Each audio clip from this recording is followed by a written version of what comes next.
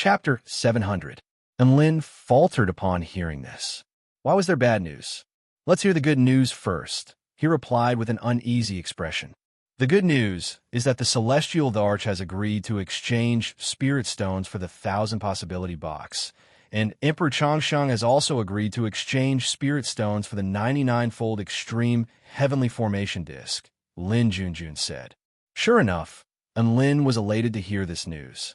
Lin Junjun was wearing a purple dress, and she appeared to be quite ethereal. Just like that, she confidently stepped into the room and found a chair to sit on. Her beautiful eyes faintly contained some kind of extraordinary splendor, and Lin was quite happy to see her. It didn't look like she had bad news. No, and Lin's heart jolted upon seeing this. She really did have bad news. What's the bad news? And Lin took a deep breath before asking nervously. The bad news is... Lin Junjun stared at Lin with a smile on her face. Emperor Changsheng's 99-fold Extreme Heavenly Formation Disc requires 50 million Spirit Stones, while the 1,000 Possibility Box requires 40 million Spirit Stones. It looks like you don't have enough money. Lin Junjun purposely dragged out her words with a hint of schadenfreude in her voice. And Lin was also dumbstruck. He only had 34 million Spirit Stones in his storage ring. And with the 50 million Spirit Stones that Lin Junjun had collected, it really wasn't enough. He was still 6 million Spirit Stones short. And Lin was astonished. Holy F***CK. As a filthy rich-in, he didn't have enough money. 6 million sounded like a very small amount. But even a return to Void Stage mighty figure probably didn't even have 6 million Spirit Stones. Where was he going to get these 6 million Spirit Stones? A smile appeared on Lin Junjun's face as she looked at Lin's deflated expression, and she didn't say anything as she continued to admire the scenery. After a long while, the woman finally spoke. If you don't have enough money, you can choose to buy one first. And Lin shook his head upon hearing this. He knew that these treasures weren't for sale, and if the emperors suddenly changed their minds, they would miss out on this opportunity. Can you guys exchange goods for money? Lin asked. Lin Junjun looked at Lin with a sympathetic expression. You're going to sell your family property? If he really didn't have money, then he should just take it slow. There was no need to force himself. Speaking of which, in order to raise this 50 million yuan, I also owe a lot of money, and I don't have any money to lend you. And Lin scoffed. I have too many treasures and haven't had the time to resell them. Lin Junjun. All right, take out everything that's valuable. I've been by the God of Fortune's side for a period of time, so it's not a problem for me to help you appraise and resell it. And Lin nodded and brought out a necklace embedded with a white gem from his storage ring before handing it to Lin Junjun. This is... Lin Junjun accepted the necklace with a slightly dazed expression. So you've been staying by my side all this time. She suddenly smiled, her dimples shallow and beautiful. This necklace was her high-rank defensive spirit tool, the Heavenly Spirit Ice Heart. Back then, it was because Lin had too many formations and she didn't have enough money, so she gave this necklace to Lin as money. She didn't think that Lin would still keep this necklace with him. It was a female accessory, and it was so valuable, so she thought that Lin would have sold it or given it away a long time ago. After all, Lin wasn't that rich at the time, so he wouldn't be able to make full use of this necklace, so he might as well put it to good use. This Heavenly Spirit Ice Heart is worth 1 million Spirit Stones, Lin Junjun said in a gentle voice as she carefully put away the necklace. That expensive? And Lin's eyes widened in shock before he realized that he was being too stupid and immediately shut his mouth. Holy F***CK.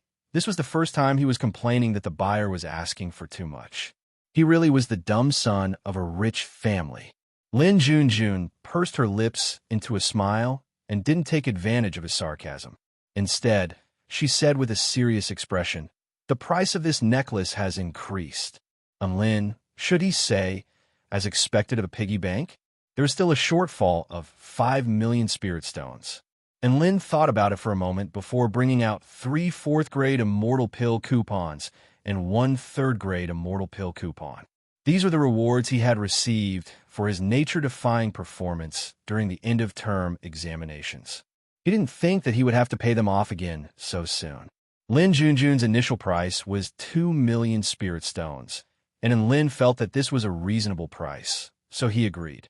After that, he brought out 43 low-rank spirit tools from the 93 spirit tools and exchanged them for 3 million spirit stones, finally making up for the shortfall of 6 million spirit stones. Low-rank spirit tools were no longer worthy of filthy Richin, so he didn't feel any pain in his heart at all. It was just that his 34 million spirit stones had been used up, and he was feeling extremely pained.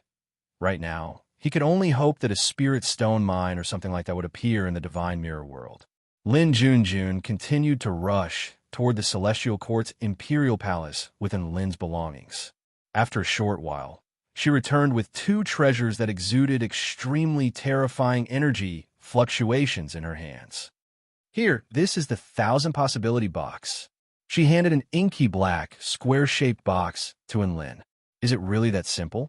Lin's lips twitched slightly. The name sounded quite profound, but it was as simple as a chaotic alloy brick. The appearance isn't important, as long as it's useful. Lin Junjun rolled her eyes at Lin. Lin refined the 1,000 Possibility Box with a drop of his blood and successfully made it accept him as its master. He then activated the power in his body to charge it. This grid shows the energy balance. It's currently at 30%. Oh, it's quite up to date. Lin praised as he looked at a grid that looked like a cell phone battery. Then, this small circular opening is where the 1,000 Possibility Box releases its spell techniques. Don't hold it upside down and blow yourself up, Lin Junjun continued. Lin looked at the black and swore the opening and sighed with emotion. He finally knew which was the front and which was the back. He tried to charge the box, and vital energy surged as a terrifying suction force enshrouded his body. It was as if all the energy in his body had fallen into a vortex and was being sucked away at an insane rate. Holy F***CK. Lin yelled as he wet his pants in fright.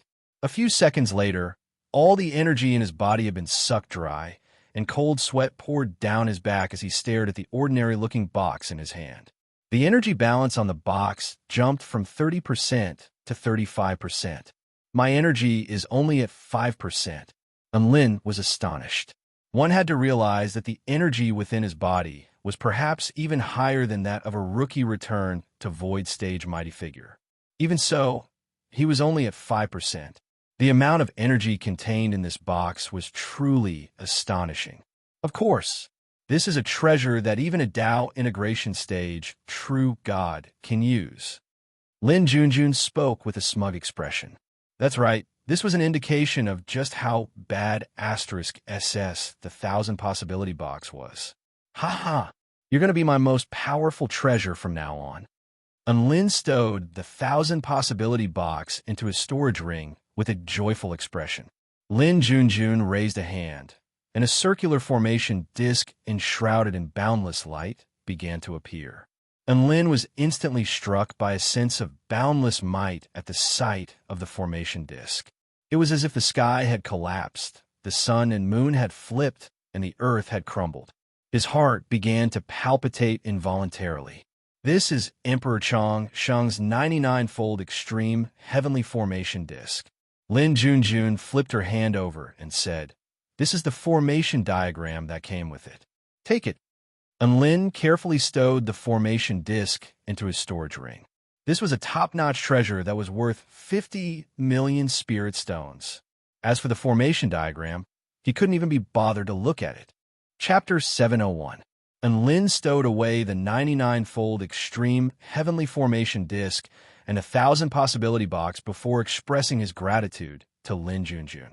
If it weren't for Lin Junjun, he wouldn't have had the chance to complete the exchange. "I heard you're going to establish a sect," Lin Junjun suddenly asked, and Lin's expression shifted slightly. "How did you know about this?" He didn't announce this to the public, so the only people who knew about this were those who had attended the gathering that night. Could it be that someone had leaked this information?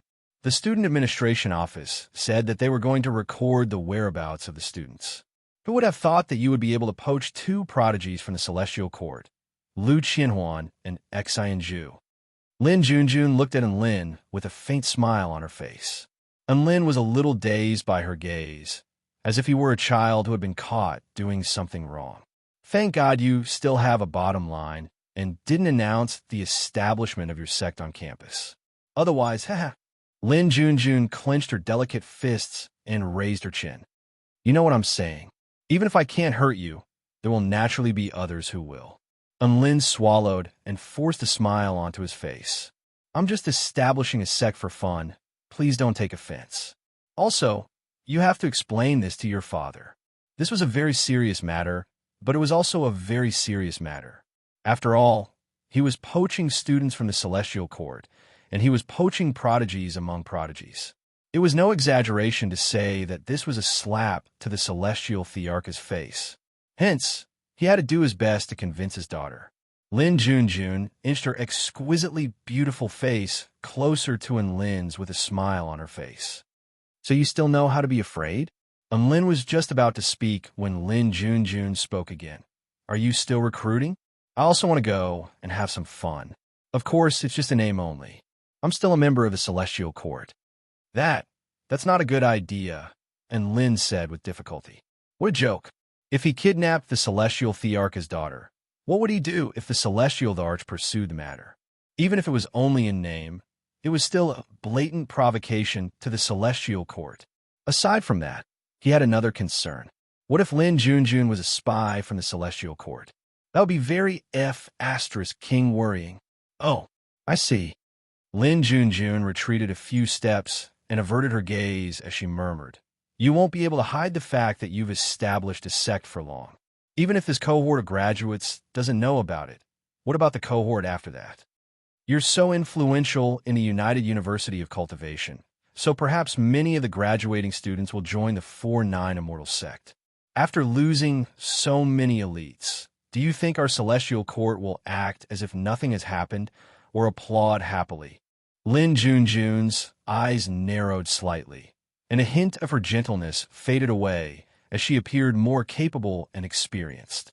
And Lin could read between the lines in her words. What do you want me to do? A smile appeared on Lin Junjun's face.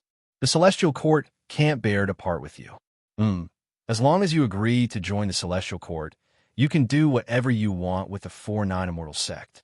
You can also serve as an official of the Celestial Court, as well as the sect leader of the 4-9 Immortal sect.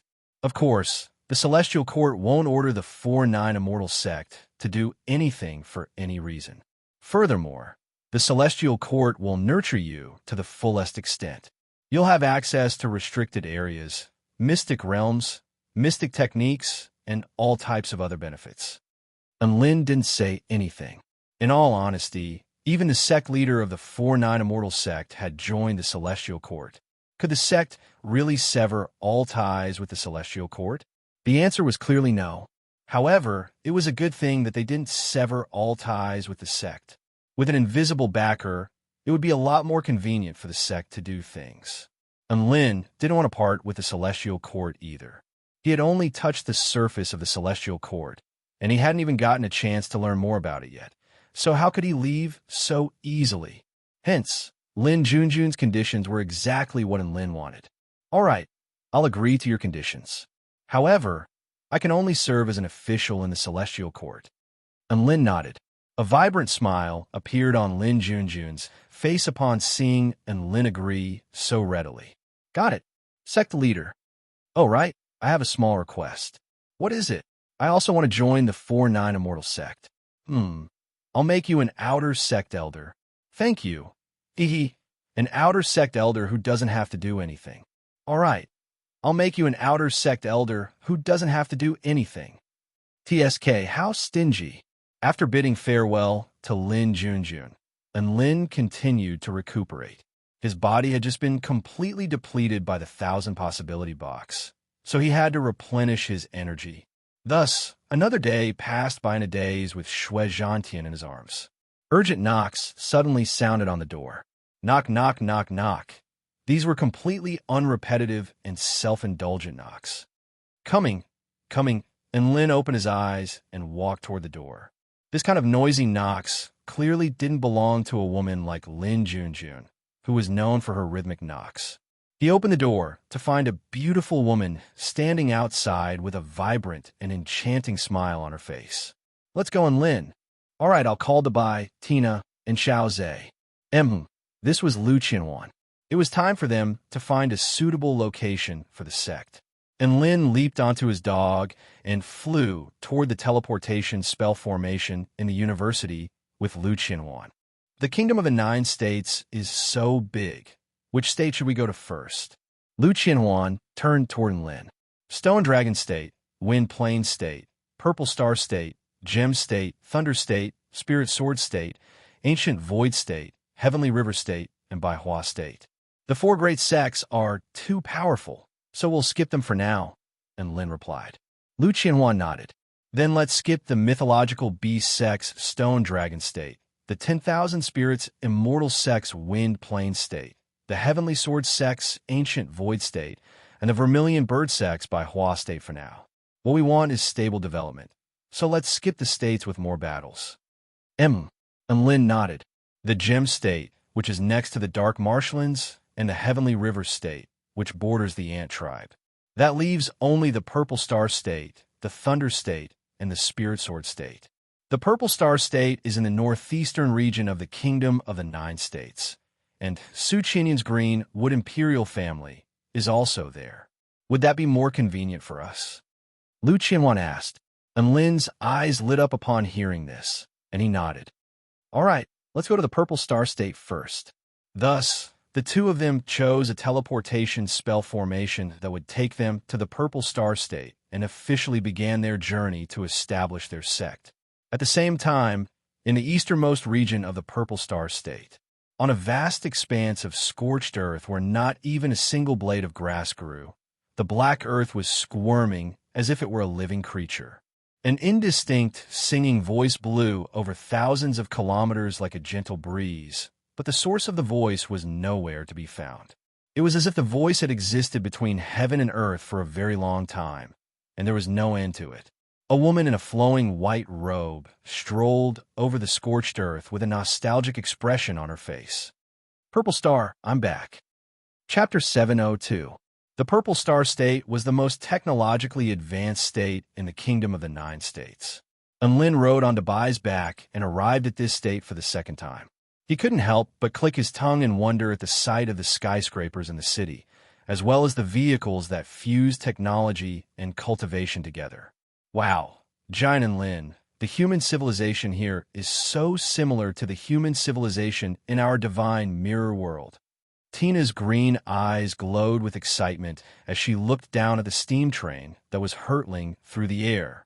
In terms of the fusion of cultivation and technology, the Purple Star State is actually miles ahead of the human race in the divine mirror world, and Lin commented in an objective manner.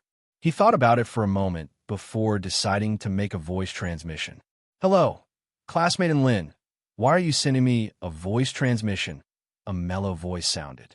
Haha, Su Qinyan, I'm in the Purple Star State right now, and I'm here to find a suitable location for my sect. Do you have any recommendations? And Lin asked with a smile. Wow, so you're looking for a suitable location for our sect? Can you wait for a few days? I'll take you to a good place in person. Su Qinyun's elated yet conflicted voice sounded. Here's the thing. I'm currently traveling to a certain place in the Purple Star State with the members of the 1st Imperial Palace Guard team. Many powers have gathered there, and I'm afraid we won't be able to resolve the conflict in a short time. A place in the Purple Star State? And Lin was intrigued. Could it be that some kind of divinity has been born there? No, it could be a good thing, or it could also be a bad thing. It's hard to tell through voice transmission talismans. Su Qinyun's voice was still as calm as ever, but Lin could already hear the faint sound of spell techniques being unleashed. Send me your coordinates via voice transmission talisman. I'll come and have a look. And Lin's curiosity was immediately piqued. After all, this was a massive state, so he might as well join in on the fun. Huh, you want to come as well? Sure. Su Qinyun was surprised for a few seconds, but she still sent the location to Lin through the sound-transmitting amulet. Lin tossed the voice transmission talisman to the fairy on his shoulder. Tina, sense the location. Let's go. Don't worry, leave it to me. Tina flew in front of everyone and tore open the pitch-black spatial rift with her hands. Immediately afterward, a white light enshrouded in Lin, Lu Qianhuan, Dabai, and Xiao Zhe as they all entered the spatial rift. Meanwhile, in the land of the fallen phoenix in the Purple Star State, everything within a radius of 1,000 miles had originally been enveloped by boundless flames, a forbidden zone for life. It was said that in ancient times a divine beast, the phoenix, had fallen here, and the marks of the Tao of flames filled the world. That was why this area had become a land of eternal flames. However, half a year ago, the flames in the land of the fallen phoenix began to slowly decrease. This matter had shaken the entire Purple Star State. All the major powers had come to investigate the matter, but they did not discover anything special about it. The flames continued to decrease day by day, and just a few days ago, the flames had completely disappeared. Countless forces swarmed over, stepping into this forbidden land in search of a legendary immortal fortune. This was how the cultivation world was. Wherever there was something abnormal, there was a chance that there would be legendary opportunities. It had to be said that this rule really did apply to this world. However, sometimes abnormalities could also lead to catastrophic disasters. In any case, it was either life or death. There were many cultivators who were not afraid of death. On this day, the sky above the land of the fallen phoenix was even more dazzling. This time, even the Greenwood Imperial family of the Purple Star State was alerted, and they immediately dispatched a team of extremely powerful cultivators to investigate the area. Of course, to the outside world, they were here to maintain order in the Purple Star State. Good stuff? Then they had to hand it over to the Imperial family. Then, the Imperial family would award some rewards, such as a trophy, a certificate, and a title. Then that person would receive both fame and fortune, and everyone would be happy. In states where the four great sects weren't present, the Imperial family was usually the most powerful cultivator in that state. For example, the Greenwood Imperial family was ranked among the top 9 Imperial families. Even though they didn't have any Tao integration stage super mighty figures, they had 7 return to void stage mighty figures, which was more than enough to dominate an entire state. Now, this team of cultivators had dispatched 2 return to void stage mighty figures and 10 soul formation stage powerful beings. Su Qianyun was also tagging along with the team in order to freeload on opportunities. Princess Yinlu, you'll have to follow closely behind me, all right? I'll protect you and not let you get hurt. A handsome man with a smile that was like a spring breeze tilted his head and said to the beautiful woman behind him. Su Qianyun nodded lightly. Then I'll have to trouble you, Senior Donghua. I told you not to call me Senior. I'm not that much older than you, so just call me Big Brother Donghua from now on, the man said in a half-joking manner. Su Qianyun bowed her head slightly and didn't reply. He was already over 3,000 years older than her, so how is he not that much older? Su Qianyun was naturally aware of the man's intentions, but she just couldn't be bothered to say out loud. Perhaps it was due to Su Qianyun's cold and aloof demeanor, but Donghua didn't express any displeasure toward her silence. He knew that he couldn't be too impatient when it came to a celestial maiden as beautiful as she was. That's right, for a woman like Su Qianyun, her looks and her aptitude were all top-notch, so it would be impossible for other men to not have any designs on her. However, too many people back down due to their inferiority complex, but Donghua, was different. He was one of the most powerful cultivators in the Greenwood Imperial family and had only recently progressed to the return to void stage. So he had the confidence to pursue the most dazzling jewel of the Greenwood Imperial family. If they were to encounter any battles during this mission, he would be able to display his return to void stage power in front of the princess, and it would be best if he could even save the damsel in distress. That way, the princess would definitely develop a favorable impression of him. Donghua became more and more excited the more he thought about it. As Princess Yin, Lu became more and more stunning. He knew that his life of being single for over 3,000 years was finally going to take a turn for the better. He didn't care about ordinary women, so he wanted the best. Donghua felt like his life motto had finally become meaningful at this moment. The Greenwood Imperial family's guardian team soon entered the realm of the fallen phoenix. The ground here was charred black, and rich fire-type energy permeated the air. The temperature also rose higher and higher as they approached the central region. There were spirit herbs and spirit fruits growing on the ground from time to time, and it looked like there were indeed many opportunities to be found here. Many sects were fighting over some spirit items, but those battles were too low level, so the Guardian teams didn't even bother to take a second look at them before flying directly toward the central region. Boom! An earth-shattering boom suddenly erupted in the distance. Su Qinyun turned toward the distance with her beautiful blue eyes to discover a golden vital energy soaring into the sky like a dragon, imbued with a terrifying energy fluctuation. Was it the central region of the realm of the fallen phoenix? It looked like there really was something good there. She looked at the golden light in the distance with a hint of excitement in her heart. Chapter 703. There are 5 other extremely powerful auras. Everyone, be careful. The team leader of the Greenwood Imperial family's team furrowed his brows as he spoke with a solemn expression. Su Qinyun and the others all raised their guard upon hearing this, and even the vice-team leader, Donghua, became more cautious. The team leader's name was Su Wenjun, and he was Su Qinyun's uncle.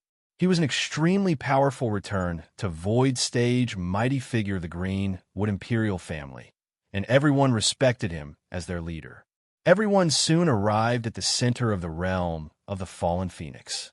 There was a brilliant golden light there, and scorching vital energy surged through the air in the form of flaming dragons. Su Wenjun stopped in his tracks and looked around. There were 5 different powers here, and all of them were flying through the air with scorching eyes as they stared at a certain object within the flames. The 5 people at the forefront were all returned to Void Stage mighty figures with vast and profound auras. We didn't bring enough people. Su Wenjun's eyelids twitched as he turned to an extremely handsome man.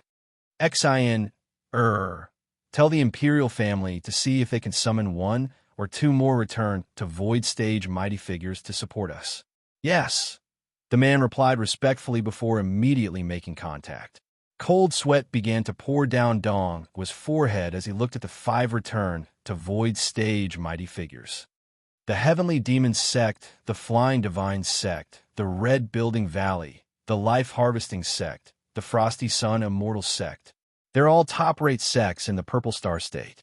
Who would have thought that their sect leaders would all be here?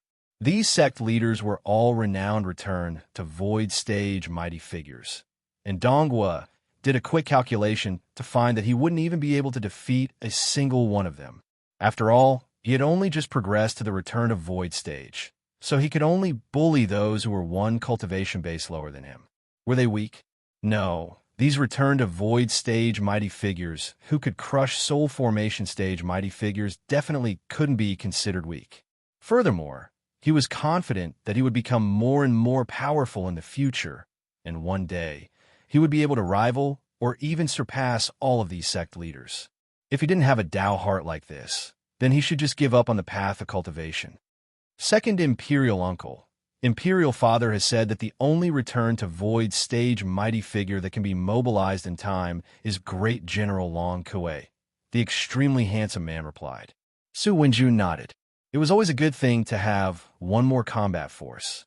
Even though their Greenwood Imperial family was the overlord of the Purple Star State, that didn't mean that the other sects would bow down to them. If there really was a great opportunity, no one would care whether they were the boss or not. Everyone would definitely fight for it if they could. Can't beat him? At most, they could just steal it and run. Because of this, the Greenwood Imperial family had to raise the stakes. Because the fortune this time was truly too great, Su Wenjun was sure that the other sects would definitely not show any mercy, and they would obtain it no matter what. Not only the 5 top-tier sects, but even the several dozen forces scattered around the area were also rubbing their hands in glee as they stared at the central area with scorching eyes, hoping to pick up some scraps from the return to Void Stage mighty figures. What was in the center?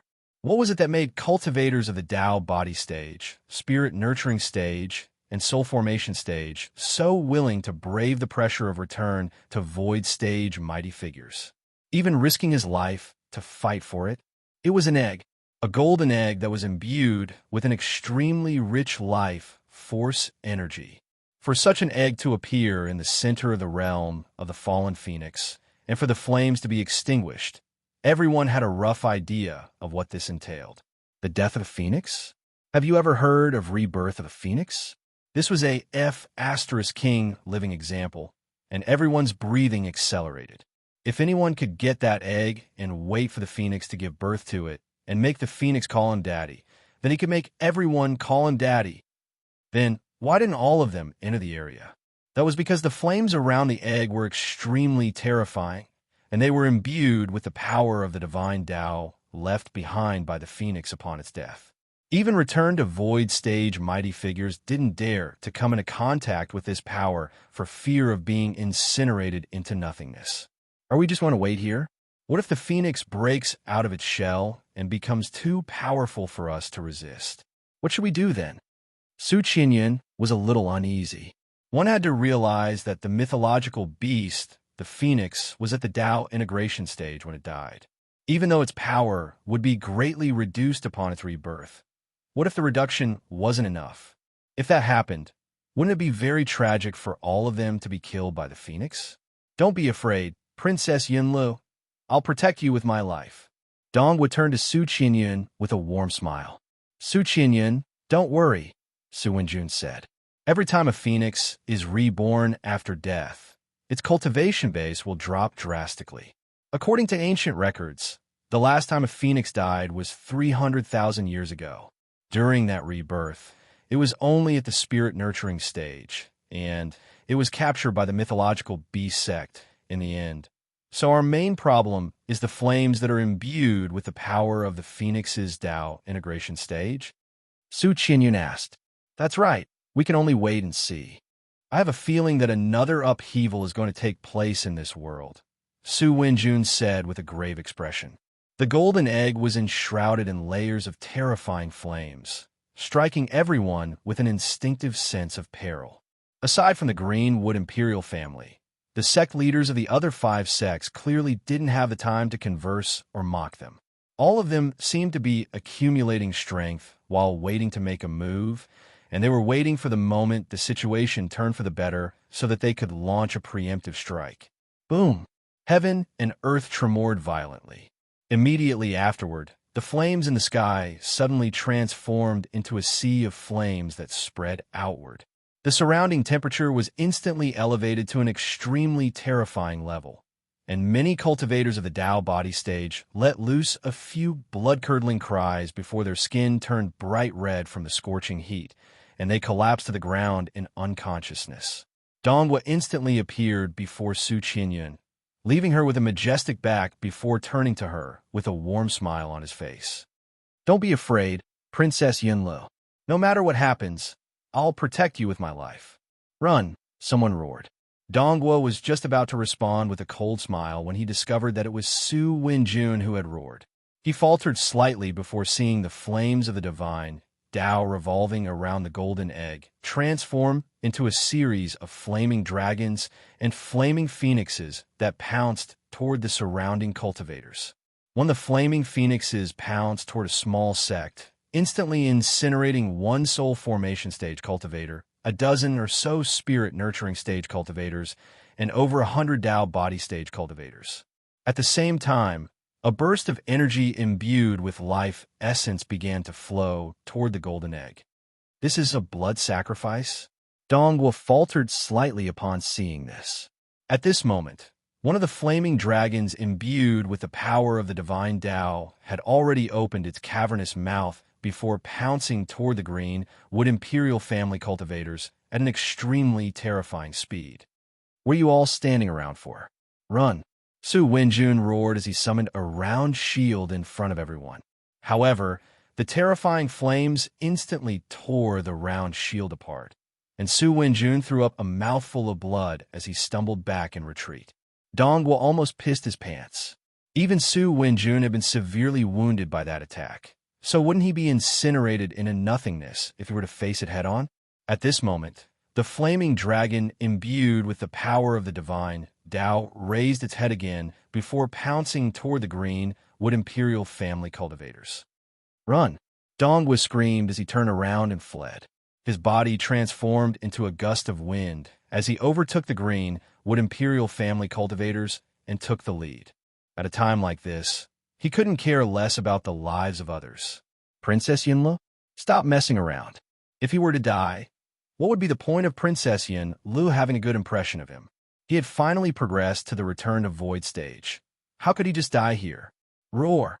The flaming dragon let loose a long roar before abruptly pouncing toward the fleeing green wood imperial family cultivators. It completely disregarded Su Wenjun's attempts to stop it and circled around the spell technique before pouncing toward the direction in which Su Qianyun was fleeing. Su Qianyun possessed the extreme Yin physique. As the saying went, Yin and Yang were born from extreme Yin. Such a physique was extremely alluring and was exactly what the golden egg needed. The flaming dragon was simply too fast, and there was no way that Su Qianyun, who was only at the half-step soul formation stage, could outrun it. A terrifyingly scorching heat erupted from behind her along with the power of annihilation. As death approached, Su Qianyun's flawless features turned deathly pale as a hint of despair appeared on her face. Chapter 704. The flaming dragon was imbued with the power of the divine Tao, and it opened its cavernous mouth to swallow Su Qianyun. In this dire situation, a white light flashed, and a powerful arm encircled Su Qianyun's slender waist before carrying her away at an extremely terrifying speed. The flaming dragon brushed past Su Qianyun, and she heaved a sigh of relief upon seeing this. "Hey, classmate and Lin, you're here." Su Wenjun heaved a long sigh of relief upon seeing this. If something were to happen to Su Qianyun, then it would be very difficult for him to explain himself to her father. Dongguo was also slightly taken aback by the sight of Su Qianyun being rescued by a mysterious man. His dream of saving a damsel in distress had been snatched away, just like that. At this moment, the flaming dragon made another turn before hurtling towards Su Qianyun at an extremely fast speed. Su Qianyun's features paled with fright, and she pressed her delicate body against Lin's again. A white light instantly enshrouded the two of them, and they both disappeared on the spot just as the flaming dragon was about to strike. Su Wenjun and Dong's pupils contracted in unison. What a powerful spatial teleportation ability. It was activated very quickly, and even the spatial fluctuations created by it were extremely faint. It was quite clear that the caster had already attained a very high level of mastery in the Tao of spatial manipulation. And Lin and Su Qianyun appeared over a kilometer away. Only now did Su Wenjun and the others discover that there was an extremely beautiful fairy sitting on Lin's shoulder. Phew, that was close. Thank God I rushed here as soon as I sensed that something was amiss. Otherwise, I really wouldn't have made it in time. Speaking of which, Su Qianyun, you're really popular. This flaming dragon doesn't chase after anyone but you. And Lin spoke in a half-joking manner as he looked at the woman in his arms. Hearing Lin's words, Su Qianyun's nervousness dissipated quite a bit, and her delicate little face became a little red. Lin, thank you. If it weren't for you, I might really have died here. We're all friends. No need to be so polite. Lin smiled generously. Dong's expression darkened upon seeing this. Were friends allowed to hug and hug? Release the princess. Unfortunately, he didn't dare to jump out and say anything, because his performance just now was too terrible. If he jumped out now, he would obviously be asking for trouble. The flaming dragon that was imbued with the power of the divine Tao was clearly unwilling to give up, and it continued to pounce towards Su Qianyun. Tino once again teleported within Lin and Su Qianyun, evading the flaming dragon's attack. However, after absorbing the life essence of several hundred cultivators, the flaming dragons and fire phoenixes that were chasing after the remaining cultivators began to change directions and pounce towards Su Qianyun. Terrifying flames swept toward them from all directions, and the space around them began to crack and shatter. The entire sky was dyed a boundless golden color, making it difficult for onlookers to look directly at it. This was a power that could slay, even return to void stage mighty figures. However, Tina's expression remained calm and collected. She had mastered many nature-defying spell techniques, so attacks of this caliber posed no threat to her at all. Dreamy shadow materialization. Tina's voice was like that of an aureole as she extended a slender hand, upon which the three of them began to twist and warp before their bodies began to become insubstantial.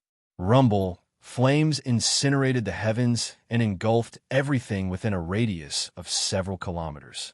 Dong's body trembled with fear as he looked at the terrifying flames in the distance.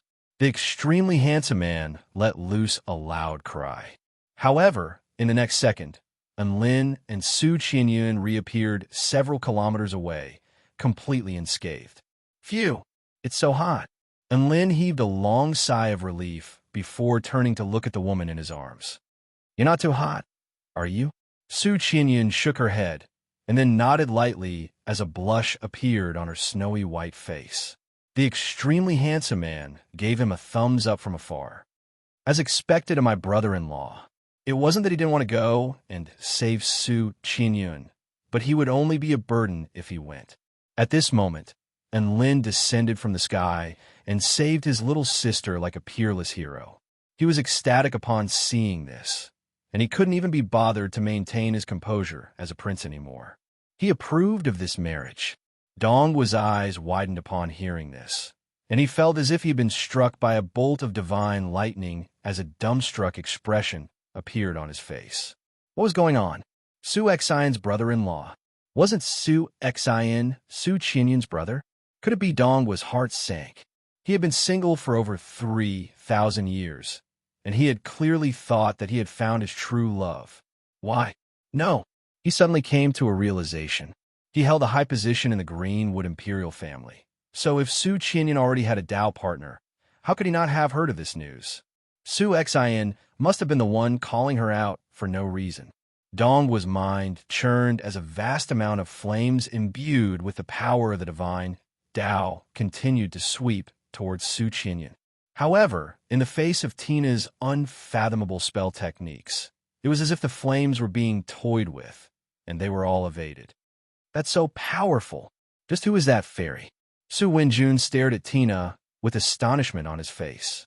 Tina's cultivation base was slightly lower than his own, but her spell techniques, true intent, and Dao realm were far superior to his own, to the extent that he couldn't even understand what she was doing.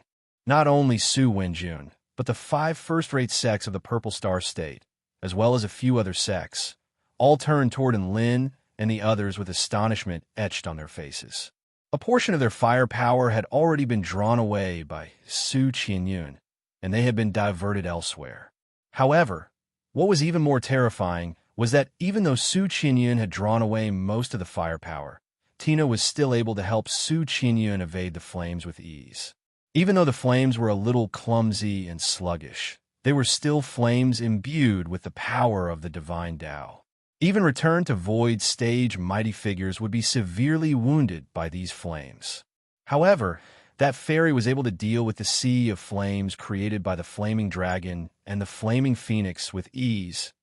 Not simple at all. At this moment, all of the return to void stage mighty figures present only had one question in their minds. Who was this fairy mighty figure that had suddenly barged in? Which power did she belong to? Roar! After a long period of futile effort, the flaming dragon suddenly let loose a low roar before turning towards Su Qianyun with an indignant expression before flying toward the golden egg. Many of the flaming dragons and flaming phoenixes also retreated upon seeing this.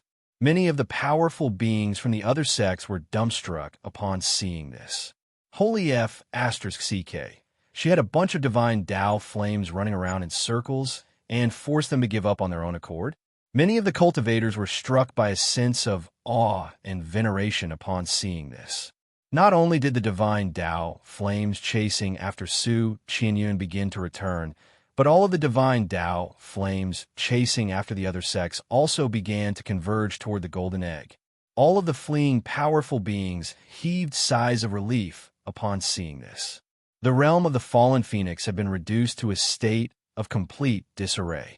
Not only was there a series of massive craters on the ground, but even the space around them had also been torn open. The power of chaos and annihilation swept through the air, making this entire realm appear as if it were the end of the world. Less than half of the cultivators from the other sects had survived, and they didn't even have a chance to catch their breaths before another turn of events took place. The golden flames that were burning fiercely in the air suddenly surged toward the golden egg in the center like a vortex and merged into the golden egg. The flames imbued with the power of the divine Tao had disappeared. All of the cultivators present stared intently at the golden egg on the ground with glowing eyes. Chapter 705. Everyone was only spectating earlier because they were wary of the flames imbued with the power of the divine Tao. Now that the flames had all been absorbed by the golden egg, there were no more obstacles before them. This was the perfect time to fight for the golden egg. Charge! Whoosh, whoosh, whoosh, one cultivator after another pounced toward the golden egg with all their might. Get out of my way! An enraged roar sounded.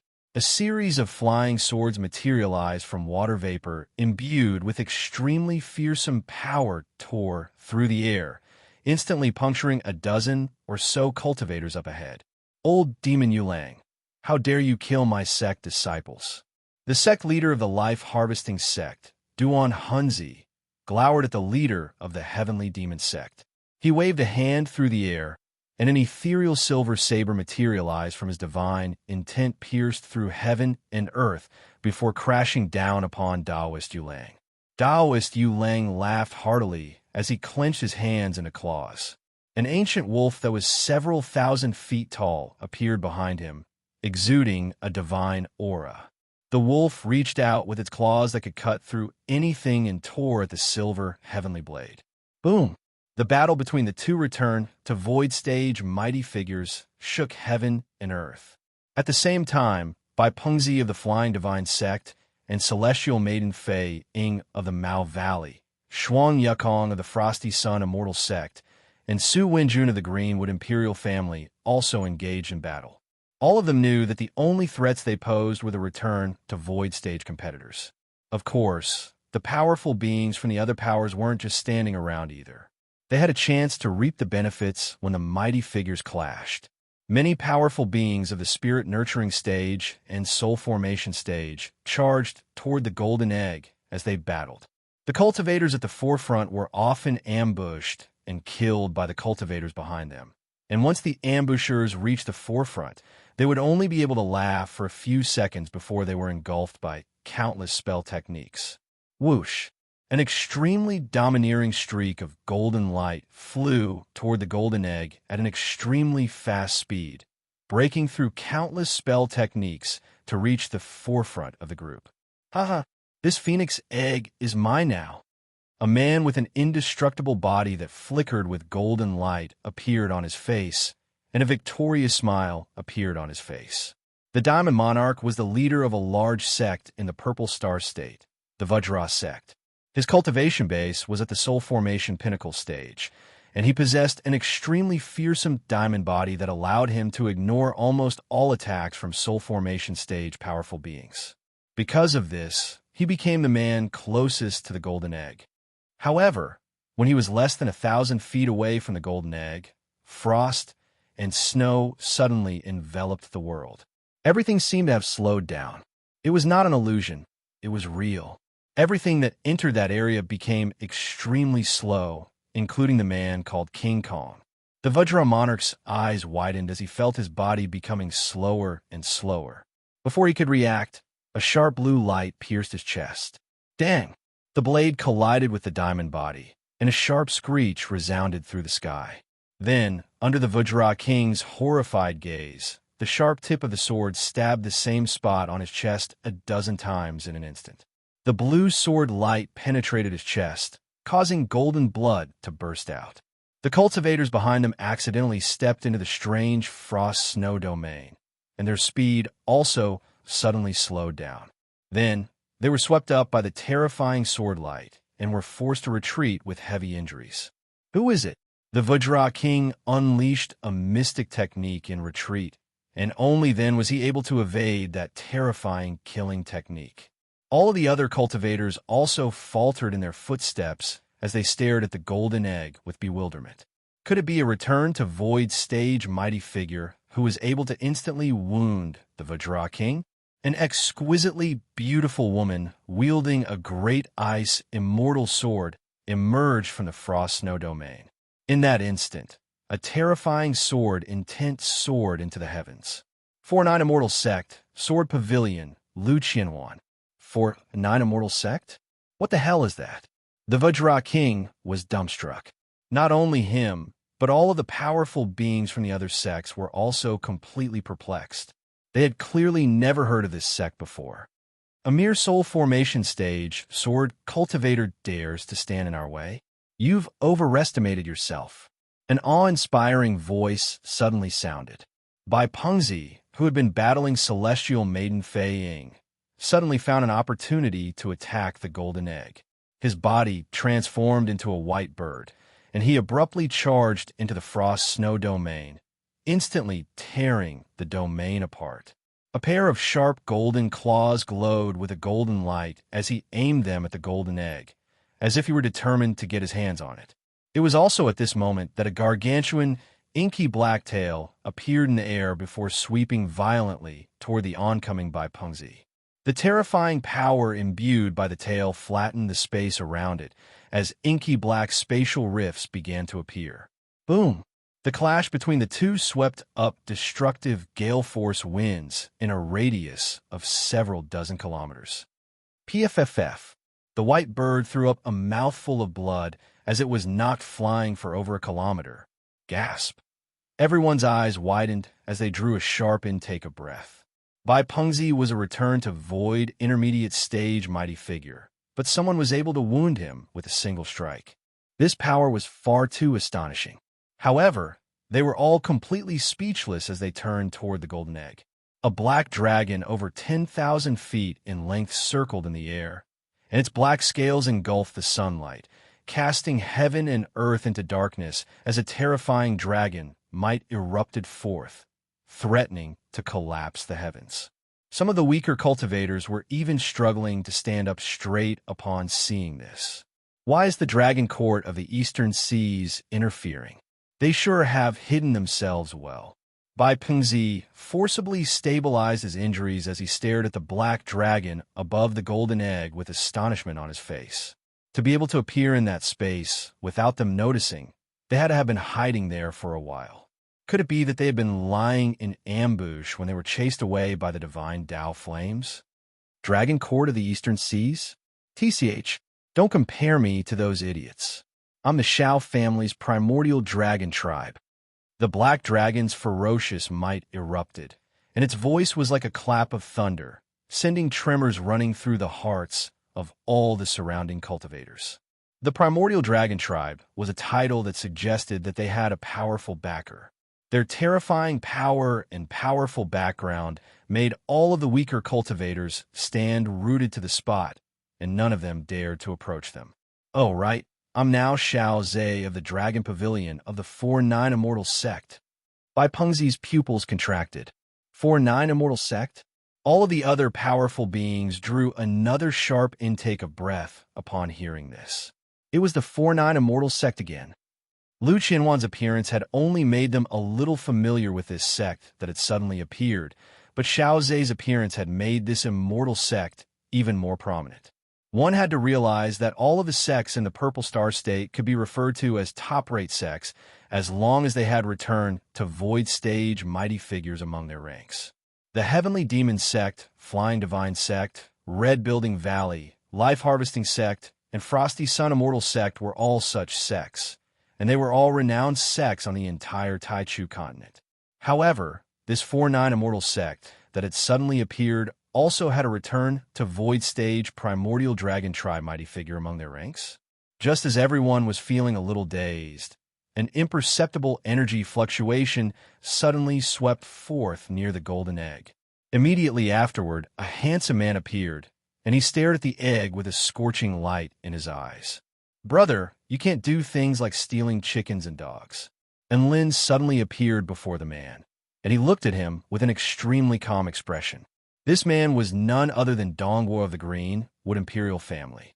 Dongguo's heart jolted upon seeing that he had been discovered, and he almost fled. However, he suddenly discovered that the terrifying black dragon was on guard against all of the other return to void stage mighty figures, and had completely ignored him. The only one standing before him was the soul formation stage cultivator. The phoenix egg was right in front of them, and this was a lethal temptation to all cultivators. Screw it. Let's go all out and exchange a bicycle for a golden egg. I'm a return to void stage mighty figure. Do you think I'll be scared of a soul formation stage cultivator like you? Dongguo immediately stepped forward and pounced toward the golden egg, while unleashing a palm toward Lin with all his might. Vital energy surged violently, and a massive azure palm imbued with extremely terrifying power swept toward Lin. A new return to void stage mighty figure was still a return to void stage mighty figure. To soul formation stage cultivators, this was an insurmountable gap. Dongguo was confident that he could pulverize this annoying man into dust with a single palm strike. And Lin heaved a faint sigh as the black mist around his body dissipated, and his aura soared explosively. Golden void lightning converged on his evil-slaying sword as he unleashed the full power of his body of the war god before slashing his sword down upon Dongguo. Boom! Golden lightning lit up the entire world as it sliced the massive azure palm in half. Then, right before Dongguo's astonished eyes, the lightning punctured his body, tearing the ground below him for close to 10 kilometers. PFFF. Dongguo threw up a mouthful of blood as he hurtled back in retreat. How could this be? He was only a soul formation stage cultivator. How could he be so powerful? Dongguo roared in his heart, with incredulity etched on his face. Only now did many people notice Dongguo's direction. Look, isn't that the Greenwood Imperial family's divine general? The new return to void stage mighty figure, Dongguo? My God, when did he get close to the golden egg? Holy F***CK. Am I seeing things? He was wounded by a soul formation stage cultivator. Countless cultivators from the various sects and forces turned their gazes toward the handsome man in white. They were dumbfounded and in disbelief. A soul formation stage cultivator was able to wound a return to void stage cultivator with a single sword strike. This didn't make any sense. Even the return to void stage mighty figures had their attention focused on the man with shock and bewilderment on their faces. Lin sheathed his sword and couldn't be bothered to take another glance at Dongguo as he turned to the cultivators around him. I am the sect leader of the 4-9 Immortal sect, and Lin. I'm going to take this golden egg. Any objections? Gasp. All of the cultivators in return to void stage mighty figures drew a sharp intake of breath upon seeing this. Chapter 706. The 4-9 Immortal sect that had appeared out of nowhere had already become a mysterious top-rate sect in everyone's hearts. In the end, this man, named Lin, was actually the sect leader of that mysterious sect. The sect leader of the 4-9 Immortal sect is a soul formation stage sword cultivator. It's exactly because he's a soul formation stage sword cultivator that he's even more terrifying. Look at that Dongguo. He's only at the return to void stage, but he was still severely wounded by him. And Lin. Why do I feel like this name is a little familiar? Could it be Lin from the Celestial Court? Someone let loose a cry of surprise. Holy F***CK. The legendary figure of the Celestial Court? The one who passed the Immortal Spirit Tower and pummeled Emperor Ziwei? The one called Lin? So he really is that bad *SS? That's right, that makes sense. Many of the cultivators came to a sudden realization upon hearing the name Lin. And Lin looked around at the raucous crowd. He didn't think that he would be so famous. The news of him pummeling Emperor Ziwei had spread far and wide. Wait, this doesn't seem like a good thing. A chill suddenly ran down his spine, and he hurriedly shook off his smug thoughts before making his way toward the golden egg. The sect leaders of the 5 great sects, Su Wenjun, also charged toward the golden egg. At this time, it didn't matter who you were. The golden egg belonged to whoever snatched it. No one would give up on this immortal fate. Piss off. A devastating sun materialized behind the sect leader of the Frosty Sun Immortal Sect, Shuang Yukong, and the boundless power of frost froze the space within a radius of 5 kilometers around him. He launched a fist toward Xiao Zhe, and heaven and earth were instantly plunged into a frosty white color as the terrifying power of frost pierced through the air before crashing into Xiao Zhe's gargantuan body, upon which a resounding boom erupted. Xiao Zhe remained expressionless as he blasted a mouthful of dragon flames toward Shuang Yukong. The black dragon flames pierced through heaven and earth, instantly tearing through the frosty barrier before crashing into Shuang Yukong's body at an extremely fast speed and forcing him to scramble for his life. Tui, you're just a little brat at the pinnacle of the return to void initial stage, and you think you have the right to speak to me like that? The black dragon spat on the ground with a disdainful expression. His saliva fell to the ground like cannons, blowing a divinity transformation stage expert who was trying to approach the golden egg into pieces. Some of the weaker cultivators were shocked. Their faces turned pale as they stared at the behemoth in the distance. They no longer had any thoughts of getting lucky. Ding-ling, a clear and melodious voice suddenly reverberated in the void, following which cherry blossoms rained down from the sky. It was beautiful and breathtaking, and strange sounds filled the entire space. The several hundred cultivators closest to the golden egg all wore dazed and intoxicated expressions as if they were drunkards. Some of them even had blushes on their faces. This is an illusion. Lu Qinhuan's expression shifted as she was also enveloped by a mysterious power, and her eyes became glazed over. It wasn't just her. Even the extremely powerful Xiaozi was momentarily dazed. Right at this moment, a vibrant red figure pierced through space and flew toward the golden egg as a streak of pink light. However, a white light flashed, and an extremely petite figure appeared before the golden egg with dazzling golden wings and the heart lotus ice sword in her hand. "This belongs to my master. Don't you dare touch it." A delicate shout rang out, and the heart lotus ice sword in her slender hand slashed through the air. The sword light was like the most dazzling cold star, and a river of ice flowed through the void like ice and water. It carried heavy killing intent as it poured down on the pink light. The pink streak of light was shocked to see this, and it transformed into a beautiful woman. She extended her arms and drew a circle in front of her, upon which countless cherry blossoms converged to form a flower wall. The flower wall took the woman's attack head-on, but it was also forced into retreat by the terrifying might of the sword. This clash of energy jolted all of the cultivators who had fallen into the illusionary realm back to their senses. It's celestial maiden Fei Ying's illusionary technique. "We have to retreat." My God, she was forced into retreat by a fairy. Isn't that the fairy on Lin's shoulder? Holy F***CK. That's the fairy who played with the flames of the divine Tao. Just as all of the cultivators were astonished, Tina pointed her sword at the woman in the distance. "I am from the realm pavilion of the 4-9 Immortal Sect. Tina, do you still want to fight?" Everyone was astonished. Another 4-9 Immortal Sect cultivator? Bad *SS. Celestial Maiden Fei Ying's lips twitched. 4-9 Immortal Sect? Does this sect really exist in the Kingdom of the 9 States? No, the Taichu continent? And Lin shot a glance at Fei Ying. It was only recently established. All you need to know is that this sect exists and that it's very bad *SS. Celestial Maiden Fei Ying, all of the cultivators, I know your sect is very bad *SS, but why did you have to emphasize it yourself?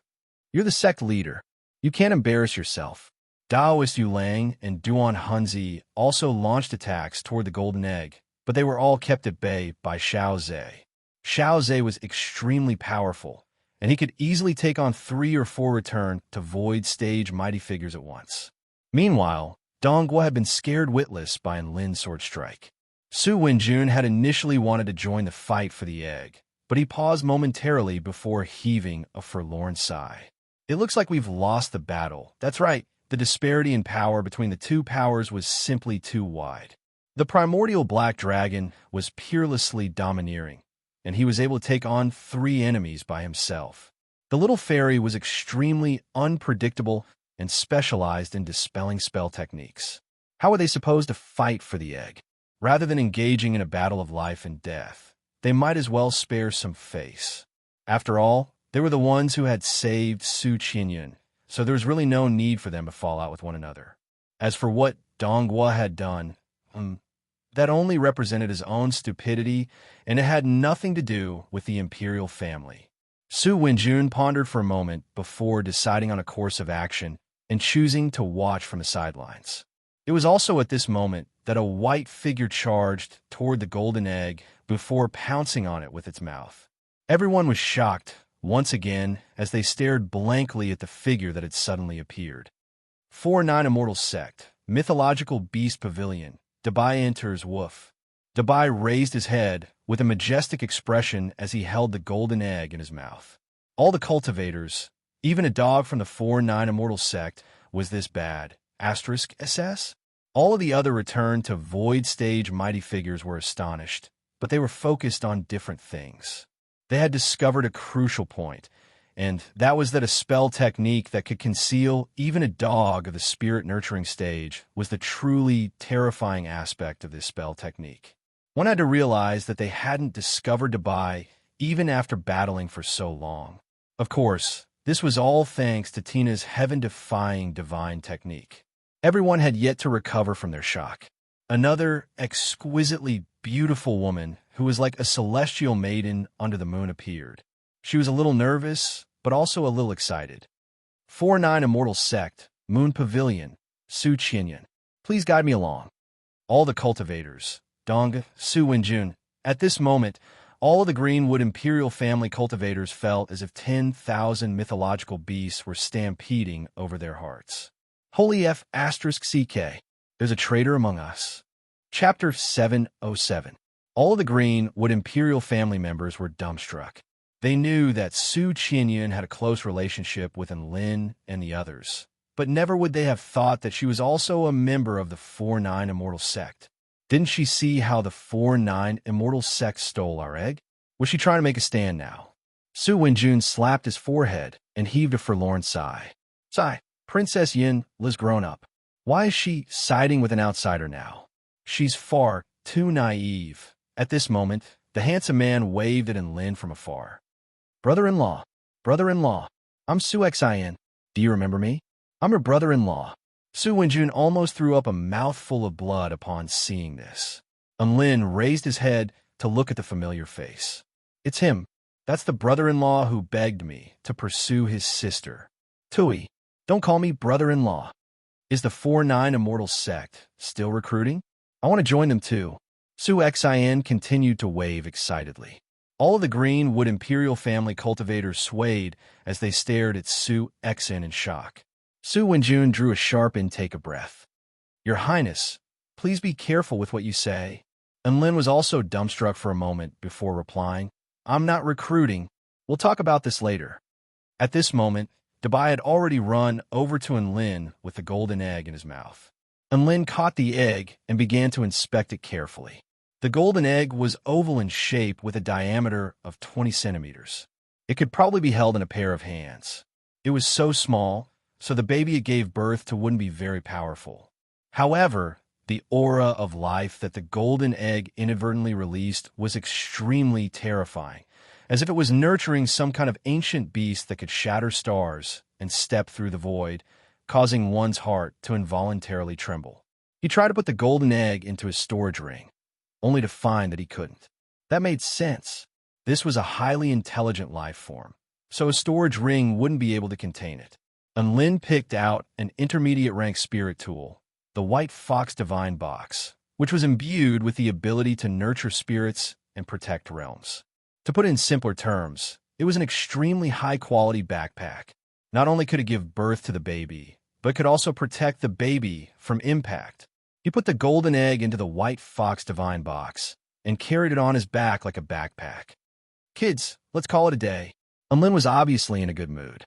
This time, by joining in on the fun, not only did he make a name for himself for the sect, he also obtained some good stuff. He had really profited greatly. However, just as he was about to return, the white fox divine box behind Lin suddenly erupted with boundless golden light and terrifying temperatures, and it began to tremble violently. Holy shit, don't tell me it's going to explode? And Lin's body shook as he said in panic. The egg looked like it was about to explode, so he didn't know whether he should put it down or not. Tina's expression shifted, and she immediately flew toward Lin as a dazzling white light erupted from her hand. Be careful, Giant Lin. That spatial realm swap. The world suddenly trembled again. The golden egg released some kind of power, and an extremely terrifying spatial power began to sweep out. And Lin's pupils contracted. In the next instant, he was struck by a terrifying sense of dizziness, and he was plunged into complete darkness. The power of the spatial realm instantly spread for a radius of over 50 kilometers, enshrouding several hundred cultivators. In the next instant, all of the living beings disappeared, leaving behind only a barren wasteland. Deathly silence returned, as if nothing had ever happened. Crack! A spatial rift suddenly appeared in the air. Immediately afterward, a woman with a pair of long, slender legs and a pair of brows as sharp as swords emerged from the rift. She looked around at the empty space around her with raised eyebrows. Where are they? She pulled out her voice transmission talisman with a perplexed expression, only to find that she couldn't connect. That's strange. Where did the Imperial Guards go? The woman looked around her. She was the most powerful being that the Imperial family had sent to assist Su Xian when he requested reinforcement from the Imperial family, Great General Long Kuei. Soon after, Long Kuei discovered a white gate of light somewhere else. I've finally found you, the entrance to the mystic realm. A smile appeared on her face as she made her way toward the gate of light. Within a vast expanse of darkness, Lin abruptly came to his senses and sat up. He opened his eyes to find that the light in the sky was a little blinding. He looked up, and his mouth gaped open in astonishment. Is the sky getting hot? That's right. The sky was getting hot, not burning. The colorful clouds in the sky formed a series of massive images, all of which had the same appearance. Yellow clouds formed her face. Her round face was adorable. Her curved lips were arrogant but not delicate. Her slightly flushed cheeks made people feel infinite warmth. Her right eyes were filled with joy, making people's imagination roam. Her elegant eyebrows were raised to hide her achievements and fame. That's right. It was King comical, and Lin was dumbstruck. There were countless gigantic comical faces floating in the sky. Illusion. This must be an illusion. And Lin murmured to himself as he pulled out his realm-piercing nail and abruptly stabbed it toward his own hand, abandoning the defense of his body of the war god. Splat! Blood splattered through the air. Gas, that hurts! And Lin grimaced in pain. Such realistic pain. This was no King illusion. And Lin stood up and looked up at the comical faces floating in the sky as his lips twitched. He felt like either this world had gone crazy or he had gone crazy. He averted his gaze from the sky with great difficulty and looked around to find that he was within a canyon. The vital energy around him was extremely rich, and there were all kinds of exotic plants growing along the edge of a clear stream. The fragrance of flowers wafted through the air, creating quite a pleasant scenery. Where is this place? Is this some kind of mystic realm? And Lin was dumbstruck. He had only heard Tina say that this was a spatial realm before he fainted. He had no idea where he was. A thought suddenly occurred to him, and he immediately patted the white fox divine box on his back, upon which his heart relaxed slightly. He thought about it for a moment before looking into the box. The golden egg lay silently within, completely motionless. Thank God the egg was still there. And Lin took a deep breath before rising into the air. He had to see what kind of world this was. A spectacular landscape unfurled before his eyes as he hovered in the air. To the east were beautiful mountain ranges, to the west were undulating plateaus and the Gobi Desert. To the south was a vast expanse of crimson earth, and to the north was an extremely majestic mountain that pierced through the comical faces and into the clouds.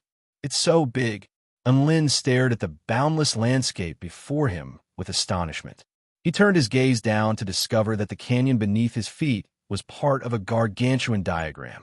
The canyon was like a series of indentations that intertwined with one another to form a gargantuan phoenix totem that was several dozen kilometers in size.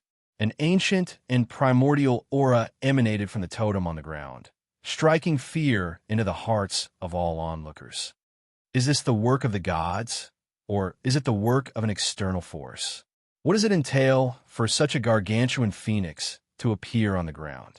Lin's brows furrowed as he murmured to himself. A thought suddenly occurred to him as a thought occurred to him. Could it be that this is the true realm of the fallen phoenix? Chapter 708. On a green plateau, a charming and beautiful woman stood alone. Lu Qianhuan looked up at the comical faces in the sky with a speechless expression before abruptly slapping her own head. "That's strange. Am I hallucinating because I've been playing on my phone for too long? No, this is definitely a form of provocation. A blatant provocation. Funny, eat my final flash." Lu Qianhuan's six-feathered staff spun rapidly in front of her as vital energy surged violently. A scorching white pillar of light erupted forth before abruptly crashing toward one of the comical faces in the sky. Boom! The comical face exploded. However, there are still tens of thousands of large comical faces hovering in the air, all of which wore mocking expressions on their faces. Ah! This is going to drive me insane. The woman felt like she was crazy. She had to be crazy to see so many comical faces. The real world couldn't be this ridiculous. At the same time, on the crimson land in the south, Su Wenjun stepped onto the scorching earth and waved his hand casually. The air began to warp and ripple as an oncoming flaming lizard dragon was pulverized. He raised his head to look up at the comical faces in the sky with a profound expression. The image in the sky must contain some kind of message. What an indescribably peculiar expression. Just looking at it gives me a sense of unease. In the eastern mountain range, a black-robed man traversed several hundred meters with each and every step he took. He was the sect leader of the life-harvesting sect, Duan Hunzi. Ah, is this the image of the death god? My body trembled involuntarily at the sight of the image in the sky. Duan Hunzi's breathing accelerated, and his teeth chattered as he said, the twisted face, the half-moon drooping eyes, the pupils turning to the left, and the corners of the mouth curling up into a smile. The corners of the mouth curled up all the way to the cheeks, but there's no tissue tearing. It's strange yet natural. It's terrifying. It's breathtaking. This is an extremely joyous and joyful state. This is the smile of the death god. Ha ha! Duan Hunzi became more and more excited as he spoke. His Tao of Dead Souls had improved significantly due to this comical face. Our life-harvesting sect will use this smile of the death god as our sect symbol from now on. Ha ha ha! Within a forest, Su Qianyun was given quite a fright by the comical faces in the sky. She felt like this image was familiar, but she didn't know where she had seen it before. This was the scariest part. It was like a smiling face floating in her nightmares, smiling at her with an unknown meaning. Just as she was making her way forward with her heart pounding with fear, she encountered another group of people. They were clearly from the same sect, and there were 5 of them in total. Both of them faltered upon seeing each other. Don't come. We're from the Heaven and Earth Infinite sect. A tall and broad man immediately drew his longsword in fright upon seeing Su Qianyun and stared at her with a nervous expression. The Greenwood Imperial family and the 4-9 Immortal sect were simply too renowned. Not only was Su Qianyun an extremely important figure in the Greenwood Imperial family, but she was also a core member of the 4-9 Immortal sect. Su Qianyun faltered slightly upon hearing this. She had some recollection of this boundless heaven and earth sect. It seemed to be a second-rate sect in the Purple Star State, but she didn't think that she would encounter it here. Mengyang, look at how scared you are. Don't forget that we're in a strange space, and she's the only one here. A sinister smile appeared on the man's face as he spoke, and his scorching eyes roamed over Su Qianyun's body. Sect leader, you mean? A sinister smile appeared on the man's face as he spoke, and his scorching eyes roamed over Su Qianyun's body. The tall man was startled when he heard this. Then he suddenly said, Sect master, you mean? That's right. We have 3 spirit nurturing stage cultivators, 1 soul formation initial stage cultivator, and 1 soul formation intermediate stage cultivator. So how can we not take care of a half-step soul formation stage cultivator? You have to realize that the princesses of the imperial family have a lot of treasures, and this princess is an exquisitely beautiful woman. The other 4 cultivators instantly became excited upon hearing this, and they all pulled out their weapons as they stared at the outrageously beautiful woman before them with scorching eyes. Su Qianyun, well, I originally wanted to say a few words, but now it seems that there's nothing more to say. The 5 Boundless Sect disciples unleashed their terrifying auras as they closed in on Su Qianyun. It was also at this moment that the dreamy and illusory immortal artifact, Moonlight Disk, suddenly appeared, and it pierced through space and drew out a ripple in space. In the next instant, the sect leader and the other 4 people who had yet to activate their domains froze on the spot as they stared at the woman in front of them in disbelief. How? How is this possible? Aren't you only half a step? Poochie, blood spurted out, and the 5 bodies were split in half. The moonlight disk danced around the blue-dressed woman like a fairy. Su Qianyun shook her head lightly and turned to leave. An early-stage soul formation cultivator and a middle-stage soul formation cultivator, she was able to pummel him when she was only at the spirit-nurturing final stage, let alone now that she was already at the half-step soul formation stage. The world always had a misconception about the powers of the supremely talented cultivators from the Celestial Court. They had no idea how vast the disparity in power was due to bloodlines, natural talents, cultivation methods, and weapons. If they didn't have a few tricks up their sleeves, they wouldn't even be able to call themselves students of the Celestial Court. Sigh, why are there always people who covet my beauty? Being too pretty is also a problem. Su Qianyun pouted as she murmured to herself as she flew around aimlessly on the wind. On a gargantuan mountain in the northern region of this realm, halfway up the mountain, there was an extremely miniature white dog lying on the ground with its aura concealed as it waited for reinforcements. This little white dog was none other than Dabai in his miniature form. Dabai had just witnessed an earth-shattering battle between Return to Void Stage mighty figures. Even though it had only lasted for a very short period of time, it had already scared the *T out of him. It looked like all the cultivators in the realm of the Fallen Phoenix had been transferred to this realm. He was only a spirit-nurturing stage dog. Who could he defeat in this realm?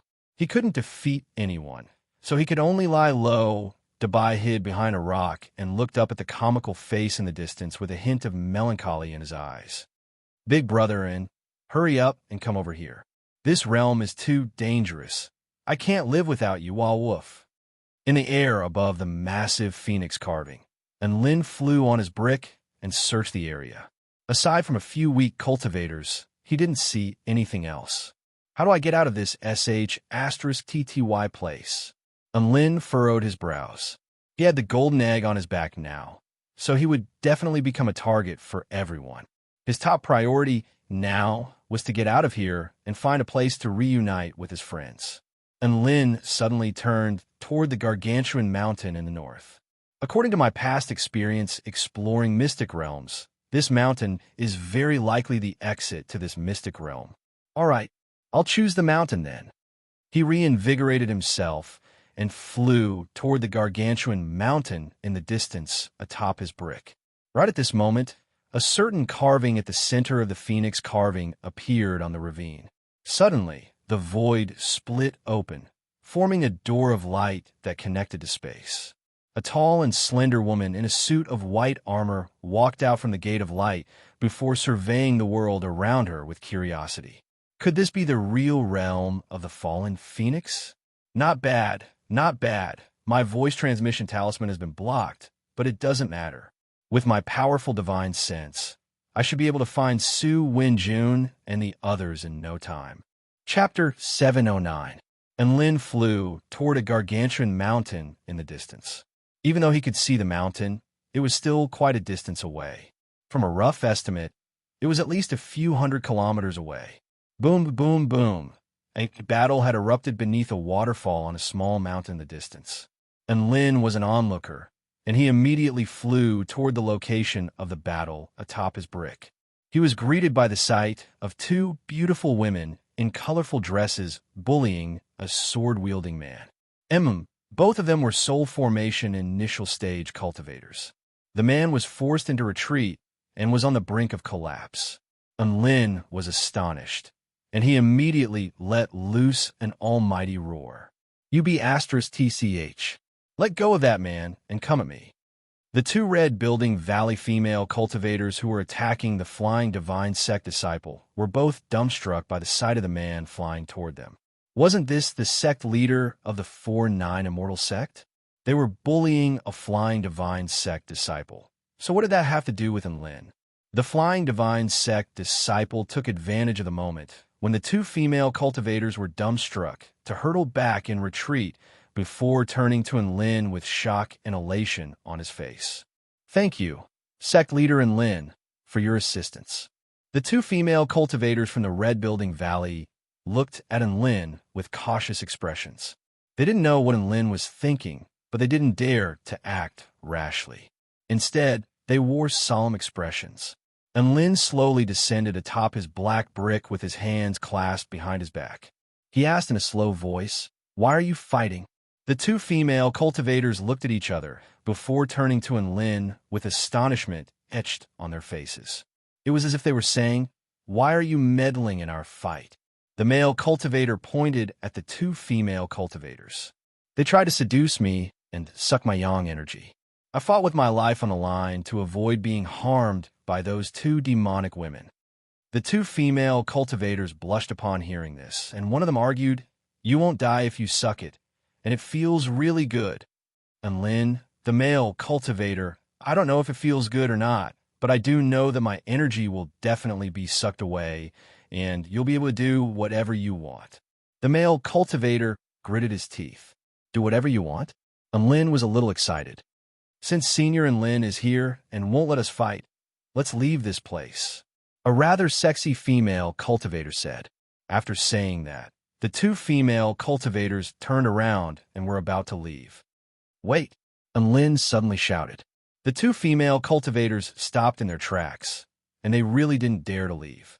After all, the person who had just spoken was the sect leader of the 4-9 immortal sect, a sect that dared to oppose the 5 first-rate sects. How could they dare to do anything disrespectful? Ahem, as a senior, I can't just believe whatever you say. And Lin cleared his throat and continued, "You have to prove to me that not only will you not die from inhaling yang qi, but it will also feel great." The two female cultivators, a certain male cultivator, and Lin was actually curious and wanted to test out the power of this legendary spell technique. After all, he was a noble person, a pure person, a person who was free from vulgar interests. He was doing this purely to experience the diversity of immortal spell techniques in order to establish a solid foundation for his own cultivation path. Senior Lin, what you're saying is that you want us to use a spell technique that sucks away your yang energy. The sexy female cultivator took a deep breath before asking with incredulity in her eyes. And Lin nodded nonchalantly. He had been in the cultivation world for so long, but he had never seen a spell technique like this, so he naturally wanted to broaden his horizons. Do you want to leave?" And Lin turned to the male cultivator. The male cultivator's lips twitched, and he silently turned around. Senior." A petite female with an equally voluptuous figure made her way over with a shy and nervous expression on her face. "Are you sure you're not going to retaliate if you're going to be sucked in?" Come on. And Lin spoke with a righteous expression. The two female cultivators looked at each other before making hand seals. Immediately afterward, a pink energy rope materialized before them, dyeing the entire space pink. And Lin blinked. Don't you guys want to dance, wink at me, or take off your clothes or something? The two seductive female cultivators glared at Lin with embarrassment and annoyance. We're from a decent sect, and we cultivate in a proper spell technique that absorbs yang qi. Don't treat us like lecherous, demonic women. And Lin didn't interject. He stood on the spot and decided to see what a proper spell technique that could absorb yang qi looked like. Two pink energy ropes danced in the air before transforming into two pink spirit snakes that swept toward Lin, instantly binding Lin's body. Oh, so this is a binding play? And Lin was quite intrigued. The two pink spirit snakes opened their mouths to reveal sharp fangs before biting down viciously toward Lin's arm at the same time. Thump, thump! Two criss-cracks erupted as the pink spirit snake's fangs snapped. PFFF. The two female cultivators seemed to have suffered a backlash from the energy of the spirit snake spell technique as they threw up mouthfuls of blood. The pink energy dissipated, and the two female cultivators stared at Lin with astonishment on their faces. What's going on with your body? Lin blinked with confusion.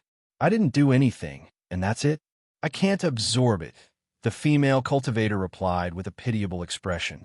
Can't absorb it? And Lin's body swayed slightly as he stared at the two seductive female cultivators with incredulity etched on his face. Are you sure? Didn't you say you'd feel good after being hit by a spell technique? Senior and Lin, your body is simply too powerful. There's really nothing we can do. One of the female cultivators wiped the blood from the corners of her lips with despair etched on her face. Please do us a favor and let us go. And Lin was also in despair. He had wanted to experience this legendary spell technique for himself, but it didn't work.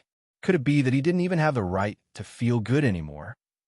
All right, you can go now. He waved his hands dejectedly and gave up on the thought of experiencing this spell technique in the end. The two female cultivators immediately flew away upon hearing this, fearing that they would be caught again and forced to do some strange things to Lin if they didn't get away quickly enough. Senior and Lin, thank you for your help. Otherwise, I would have been defiled by those two demonic women. The male cultivator hurried over to express his gratitude with an elated expression, and Lin glared at the male cultivator. What are you thanking me for? You're wasting my time. He rose into the air atop his brick as he spoke and continued toward the massive mountain. The male cultivator stared blankly at the black brick in the distance. Why is he suddenly angry again? Are all seniors these days so weird? However, the male cultivator wasn't a bad person, and he was going to remember this favor and repay it when the opportunity presented itself in the future. Even though what he was doing was insignificant in the eyes of a mighty figure like Lin, he was still going to do it regardless. Right at this moment, atop the gargantuan mountain, Dabai encountered the greatest crisis in his life. Chapter 710. Dabai had initially planned to hide behind a boulder and wait for Lin to rescue him. Unexpectedly, he was discovered by the three soul formation stage heavenly demonic sect elders of the heavenly demonic sect.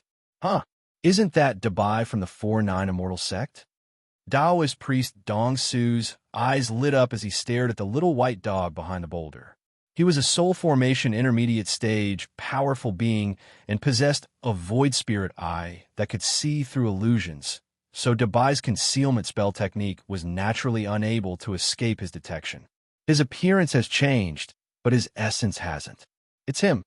The other two heavenly demon sect elders were extremely excited upon hearing this. This is a once-in-a-lifetime opportunity. If we capture him alive and hand him over to sect leader Yulang, perhaps we'll be able to secure the Phoenix Egg. That's right. We'll use the lives of the core members of the 4-9 immortal sect as a bargaining chip to exchange for a Phoenix Egg. Taoist priest Dong Su chuckled as he slowly approached Dabai. Dabai was hiding behind a boulder, and his beast-like instincts suddenly made his hair stand on end as he transformed into his huge dog form and fled for his life. The three heavenly demon sect elders faltered upon seeing this. They had concealed their auras as they approached the white dog, but they were still detected by it, and it immediately fled. Hee, do you really think you can escape from us? Chase him down.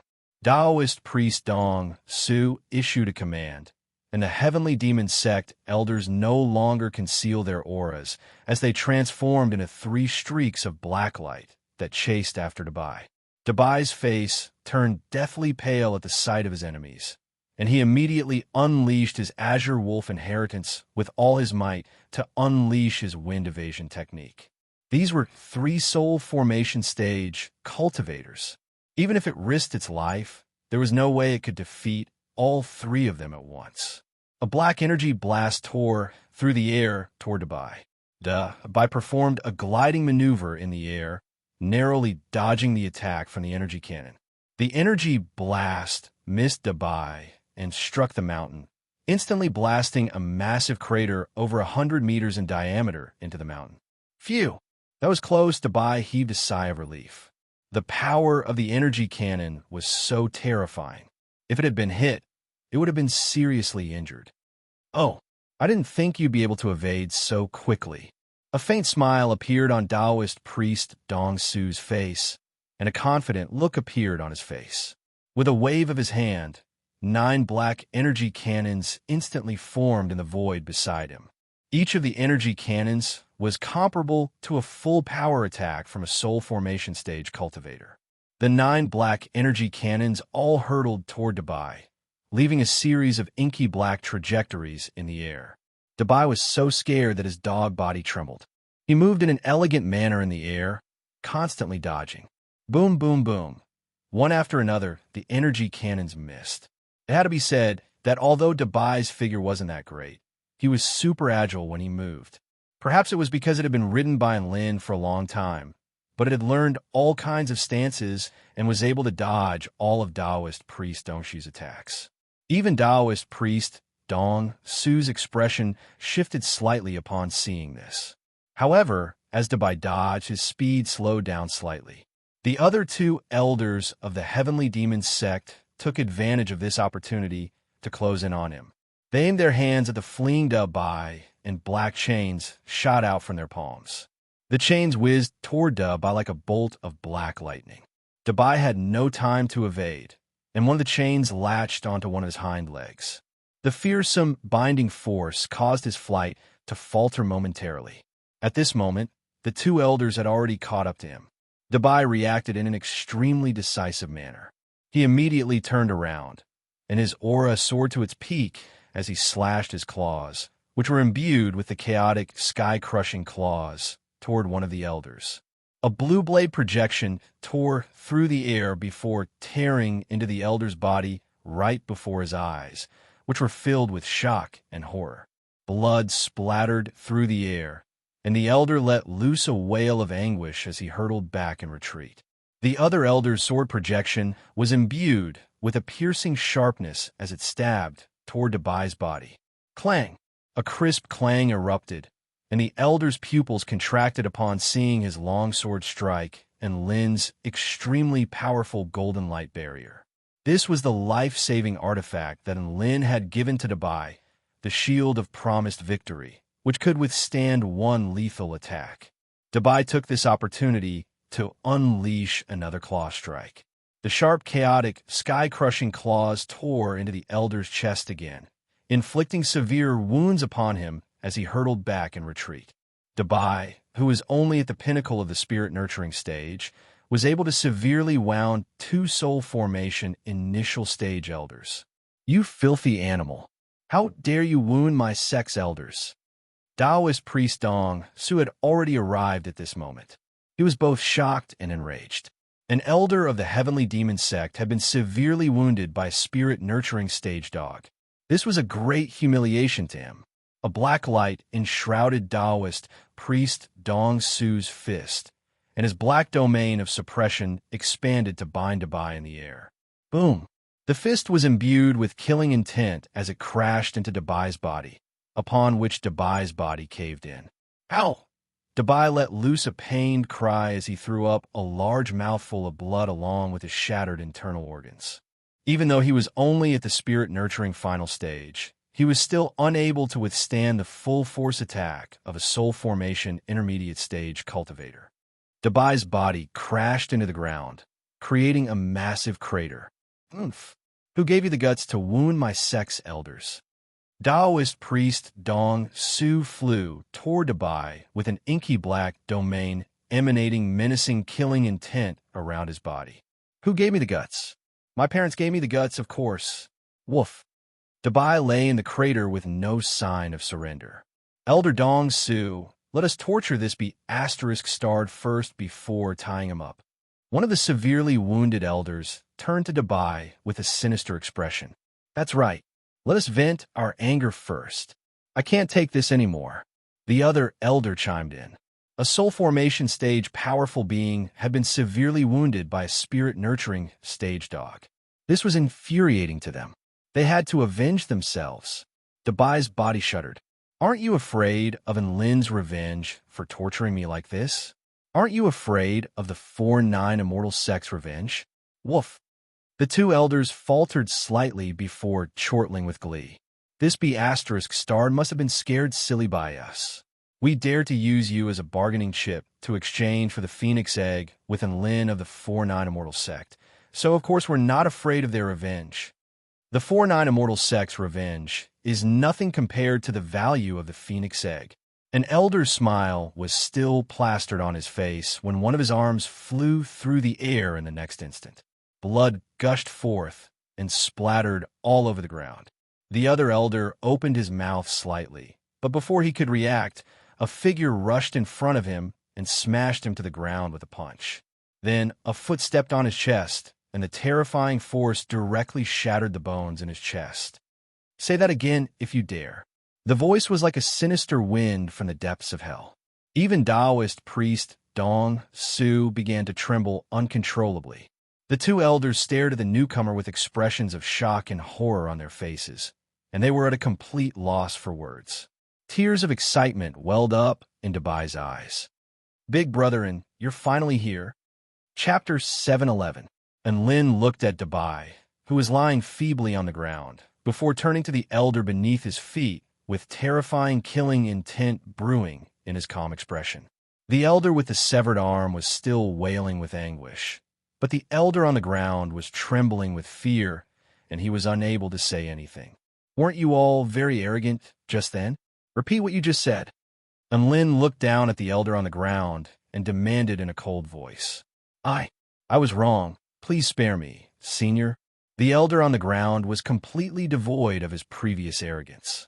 He stared at Enlin with shock and horror on his face, and his body trembled uncontrollably. 3 of you bullying a dog, and you think you're feeling a sense of accomplishment? Don't you know that Dabai is the mascot of our sect? Huh? Enlin stomped his foot, and a cracking sound erupted as the heavenly demon sect elder's internal organs were pulverized by the terrifying force of the stomp. Dabai, when did I become the mascot of our sect? Woof. You have to look at the owner before you beat a dog, and you guys sure have guts to beat up my friend. Lightning flashed on Enlin's fingertips, and his voice was laced with killing intent. He had clearly been completely enraged. There's nothing wrong with looking at the owner before you beat a dog. Woof. Dabai continued. Enlin glared at Dabai. Stop messing around. Let me finish my act in one go. Dabai, the elder on the ground, suddenly opened his mouth, and a fearsome energy began to accumulate. Boom! A bolt of golden void lightning flashed through the air at an even faster speed before striking the elder's body, instantly reducing him to charcoal. The elder's mouth gaped open as he died with resentment in his eyes. Taoist priest Dong Su immediately fled into the distance upon seeing this. Enlin chuckled coldly. You want to run? I'm sorry, but all those who bully Dabai must die. First technique, wind sword. Enlin's body instantly disappeared on the spot. In the next instant, he had already appeared behind Taoist priest Dong Su, and white streams of wind revolve around his evil-slaying sword as it fell. Another arm flew into the sky. Taoist priest Dong Su let out a wail of anguish before hurling a black energy ball toward Enlin. Enlin reached out with his left hand expressionlessly and smashed the powerful black ball with a single slap. Then he swung his sword at Taoist priest Dong Su. Taoist priest Dong Su transformed from Yonghua to an armless old man. Then he was sent flying for over 1,000 meters by Enlin's roundhouse kick, and he tumbled to the side of another armless old man. This was the crushing effect caused by the huge difference in strength. The heavenly demonic sect elder had no strength to fight back at all. Enlin flew back to Dabai's side, stroked the soft white fur, and said softly, "How is it? You were so excited just now. Why can't you even stand up now?" Dabai was still lying in the crater with a dispirited expression on his face. Every time he breathed, he would grimace in pain as blood flowed from the corner of his mouth. "Big brethren, I can still hold on. Hurry up and take care of those 2B asterisk stars who are still alive." Woof. Enlin didn't reply. Instead, he placed his hand on Dabai's back to assess his injuries. Soon, he furrowed his brows. Dabai's injuries had already reached his bones and meridians. If he had arrived just a little later, Dabai might really have been tortured beyond recognition. He immediately pulled out a coffin and picked up Dabai. Lying there, Dabai's eyes widened at the sight of the coffin, and tears began to flow from his eyes. "Big brother, and I'm not dead. Why did you throw me into a coffin?" "Woof. I'm not telling you to lie in a coffin to bury you. This immortal tool, the Blood Soul Jade coffin, has the ability to absorb the life force around it to heal its own injuries. Be a good boy." Enlin placed Dabai into the coffin as he spoke. "Big brother, and don't lie to me. I don't want to die young, Woof." Dabai spoke with a nervous expression. At this moment, Taoist priest Dong Su and the elder fled into the distance again, and this time they were fleeing in different directions. Enlin chuckled lightly. "You think I won't be able to do anything if you split up?" He extended his hands and made a grabbing motion toward the two fleeing figures. Spatial congealing. Crack. It was as if space had congealed, and the two fleeing figures were immobilized in midair. Spatial manipulation? How could this be? Only returned to void stage mighty figures are capable of using this power. How could you possibly be able to use it? Taoist priest Dong Su roared in shock. The elder with the severed arm had turned deathly pale with fright, and his body trembled uncontrollably. "Ha! This is just an application of the power of extreme frost in the Purple Star civilization. You idiots won't understand it anyway, so get your asses back here."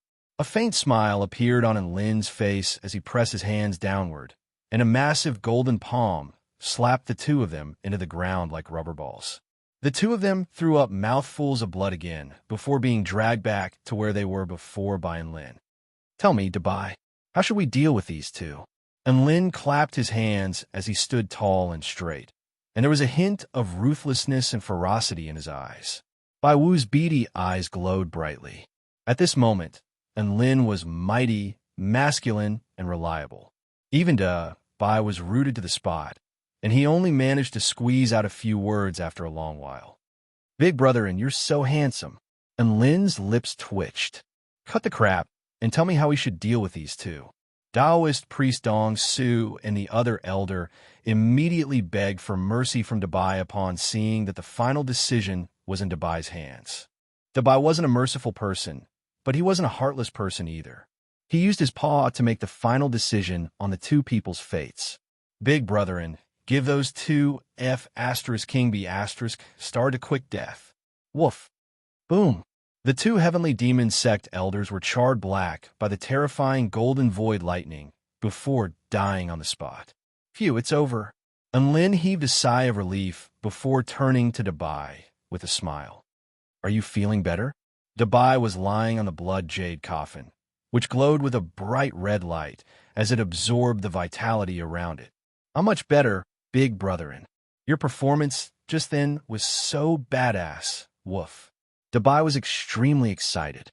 "Hee, it's just normal, don't make a fuss." Enlin waved a hand with a calm expression. "Recover from your injuries as soon as possible, then we'll find a way out of here. This golden egg on my back is too eye-catching and I'm going to attract a lot of attention no matter where I go. Dabai nodded before swallowing a regenerative spirit pill to speed up his recovery. The Blood Soul Jade coffin was worthy of being a healing immortal artifact. Coupled with the healing effects of the spirit pill, it only took a short while for his injuries to be mostly healed. Big brother, and I'm done. Let's go, woof. Dabai stood up from within the Blood Soul Jade coffin. His eyes were bright, and he was brimming with energy and vigor. His mind, energy, and spirit had all been significantly enhanced. A joyful smile appeared on Enlin's face upon seeing this. Let's go, Dabai. Let's go beat someone up. Didn't you say we're going to find a way out? Woof. During this process, if you encounter any Heavenly Demon sect members, beat them to death. Genius, woof. Thus, the white-robed man rose into the air atop his dog again before flying toward the towering mountain. Chapter 712. There was a man flying through the air beside the gargantuan mountain. He was the divine general of the Green Wood Imperial family, Donghua. Donghua was a little dejected as he searched for a way out of the divine mountain. He looked up at the comical face in the sky, and a wry smile appeared on his face. The comical faces floating in the sky seemed to be mocking him for everything he had done before, deeply engraved in his bones and heart. He had been single for over 3,000 years, and he had thought that he had found his true love. However, it turned out that he wasn't the one holding that woman, and he wasn't the one saving the damsel in distress. Not only that, but he had also been severely wounded by a soul formation stage cultivator. He had even overheard other cultivators discussing him in hushed tones, saying that he was the weakest return to void stage cultivator in 10,000 years. If it weren't for the fact that the situation was quite urgent, he would have killed that blabbermouth cultivator a long time ago. Donghua looked up into the sky and heaved a long sigh. Sigh. Why didn't I be braver and run away with Princess Yunlu? Even though it would have been a little slower, perhaps I would have still been able to escape. A remorseful expression appeared on his face. He felt like he had missed out on a perfect opportunity. However, it was also at this moment that he suddenly caught sight of a familiar figure flying past on a dog in the distance. That's Enlin. Donghua's eyes widened, and his heart rate accelerated. In his eyes, Enlin wasn't a rival who posed much of a threat, but he soon discovered how naive he was. All of the heavy blows he had suffered had been bestowed upon him by Enlin. In terms of love, Princess Yunlu was extremely fond of Enlin. In terms of career, Enlin was the sect leader of the first-rate 4-9 immortal sect. In terms of power, Enlin had severely wounded him with a single sword strike. Tears welled up in Donghua's eyes as he thought about this. If things continued like this, Enlin would probably haunt him for the rest of his life. No. Donghua abruptly raised his head, and battle intent burned in his eyes as he turned toward the figure flying toward him on dog kinesis flight. I was only wounded by him because I was too careless, and he may not be a match for me in a real battle. Furthermore, he was carrying that phoenix egg on his back. Once I snatch the phoenix egg, even if I don't use it, I can hand it over to the Greenwood Imperial family. That way, I can transfer the hatred to them. Enlin couldn't possibly go against the entire royal family, could he? Also, because of the phoenix egg, my status in the royal family will rise immeasurably, and I will receive countless resources. In fact, the emperor might even betroth his daughter to me. An involuntary smile appeared on Donghua's face as he imagined the story of him reaching the pinnacle of his life. His footsteps did not stop as he continued to traverse space and immediately charged towards Enlin. Fellow Taoist Enlin, please wait. Donghua yelled. Enlin was flying along the mountain path on Dabai's back, and he had already detected Donghua's presence before he had even spoken. Enlin turned around to look at the man who was flying towards him. He was slightly taken aback. Wasn't this the man whom he had killed in an instant? Why did he ask him to stop? Please take my sword. Donghua suddenly drew his green dawn spirit sword, and his aura soared explosively as an extremely sharp azure sword projection appeared around his body, slicing through the air toward Enlin's heart. Enlin, Dabai, Donghua was ecstatic at the sight of Enlin's dumbstruck expression, and his heart was filled with glee. The azure sword projection pierced through the air like a divine sword, sweeping up turbulent waves of vital energy within a radius of 5 kilometers. Even a return to void stage mighty figure would definitely be severely wounded if they were to take this attack head-on. And Lin was just a soul formation stage cultivator. No matter how powerful he was, there was no way he could survive this attack head-on. Ding! The green dawn spirit sword pierced through space before striking in Lin's heart, upon which boundless light erupted forth. Donghua was then dumbstruck. The tip of the sword had stopped on Lin's chest, tearing through his robe, but it was unable to pierce even an inch into his skin. A 5-colored light swirled around the spot wherein Lin's heart had been struck, and it was like the most indestructible wall. There was not even a single crack. Donghua, his most powerful attack, had been blocked without so much as a scratch. This was way too terrifying. This didn't make any sense. He raised his head to discover that Lin was looking at him with a cold expression. Lin was looking down at him as if he were looking down at an ant, and his legs involuntarily gave out from under him. Huh, you're telling me to stop so I can take a sword strike from you? Lin chuckled coldly. Mr. Lin, this is a misunderstanding. I saw that your cultivation base was quite profound, so I decided to test you. This is purely a sparring match. Donghua's expression shifted drastically as he hurriedly tried to explain himself. Lin's lips twitched. Do you even believe what you're saying? Dabai? Even a dog wouldn't believe that. Woof. A ferocious expression suddenly appeared on Donghua's face. Take another sword strike. The azure sword projection flashed again before hurtling toward Lin's neck at an extremely terrifying speed. Ding! The sword projection tore through the air for over 3,000 meters, sweeping up gale force winds. The tip of the sword stopped right before Lin's neck, but the sword projection, which was sharp enough to shatter space, was unable to advance any further. Donghua was astonished, and he hurriedly retreated in an attempt to escape. Lin twisted his neck from side to side, and a layer of golden lightning suddenly appeared over his body. You've already taken 2 sword strikes from me, so it's only right for me to return the favor. Whoosh!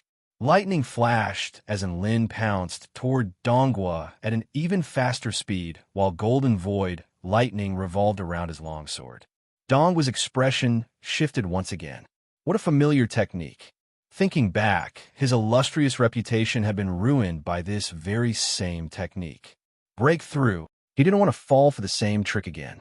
The Green Dawn Spirit Sword's sword projection soared into the sky as it slashed down upon the oncoming Lin.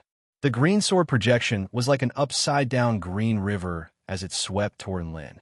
Everything in its path was pulverized by the boundless sword intent. This sword strike was imbued with the most powerful sword intent he had learned in his life, and he was determined to avenge himself. Lin's sword also fell, and a golden void sword projection that was powerful enough to pulverize all things clashed with the azure river. Boom! Heaven and earth tremored violently as the golden lightning and the azure sword projection clashed with one another. Boundless energy swept forth in a frenzy, dyeing the entire space in 2 completely different colors. I finally managed to block it. Donghua panted heavily as a smug and confident expression finally appeared on his face as he looked at the energy clashing before him. Right at this moment, heaven and earth suddenly fell into darkness. His surroundings were suddenly plunged into boundless darkness, and even his senses were completely stripped away. A sense of impending doom instantly enveloped his entire body, and he immediately slashed toward a certain spot in the air. However, the sword in the darkness was even faster, and it instantly punctured his chest. Splat! Blood splattered through the air. When heaven and earth returned to normal, Donghua was greeted by the sight of Lin's expressionless face, as if he had just done something extremely mundane. Lin impaled Donghua with his sword, and he crashed to the ground, creating a crater with a radius of over 1,000 feet. Donghua was pinned to the ground by the evil-slaying sword, and his entire body trembled as a sense of indescribable exhaustion welled up in his heart. You, how did you suddenly become so powerful? He stared at Lin with incredulity on his face. He had clearly unleashed his full power just then. Even in the face of boundless darkness, he was still able to accurately determine his enemy's location. However, for some reason, Lin's speed and power seemed to have suddenly elevated explosively to a higher level. Dongguo was completely unable to defend himself, and he was instantly wounded by Lin's sword. How did I suddenly become so powerful? Lin turned to Dongguo with a peculiar expression. Isn't that obvious? I wasn't using my full power just then. Dongguo, splat. Dongguo threw up another mouthful of blood as his blood flow was disrupted. Chapter 7:13. Dongguo looked down at the white-robed sword immortal, and he was struck by the despair of being dominated by him again. He was beginning to regret his actions. Why was he so stupid? Why couldn't he recognize the disparity between their powers? Sect Leader and Lin, please don't do anything rash. As long as you let me go, I'll do anything you want me to do. Dongguo begged for his life. He really didn't want to die. He had finally reached the return to void stage, a rank that all cultivators could only dream of. He had a lifespan of over 1,000,000 years, so how could he die here? He was willing to pay any price in order to survive. I'm a vengeful person. You're trying to kill me, so how can I let you go? Lin couldn't be bothered to waste words with him. He pulled out the evil-slaying sword from Dongguo's chest and was just about to strike again. Wait, I can establish a slave contract with you. That way, you won't have to worry about me harming you. Dongguo yelled with a desperate expression, and Lin's evil-slaying sword faltered slightly in midair. Dongguo's heart heaved a sigh of relief. He had done everything he could in order to survive. A powerful return to void stage mighty figure like him was willing to become Lin's slave. Lin would definitely be ecstatic, right? After all, to any cultivator, a void returning realm slave was extremely tempting, and it was impossible to resist. He could only take things slowly from here on out.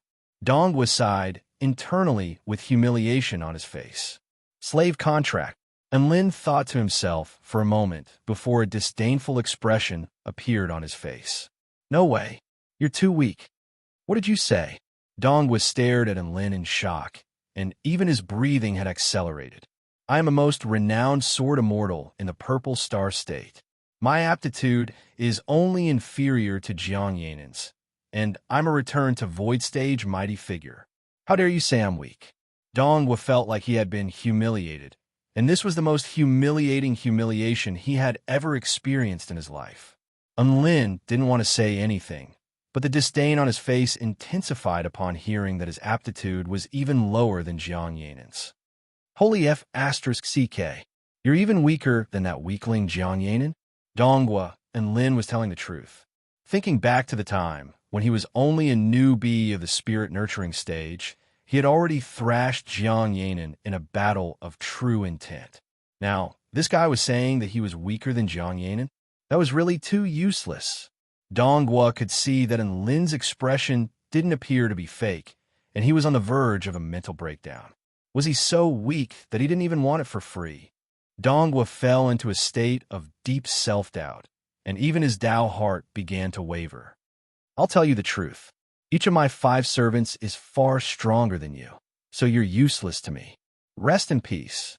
Lin slashed his sword down toward Dongguo as soon as he finished speaking.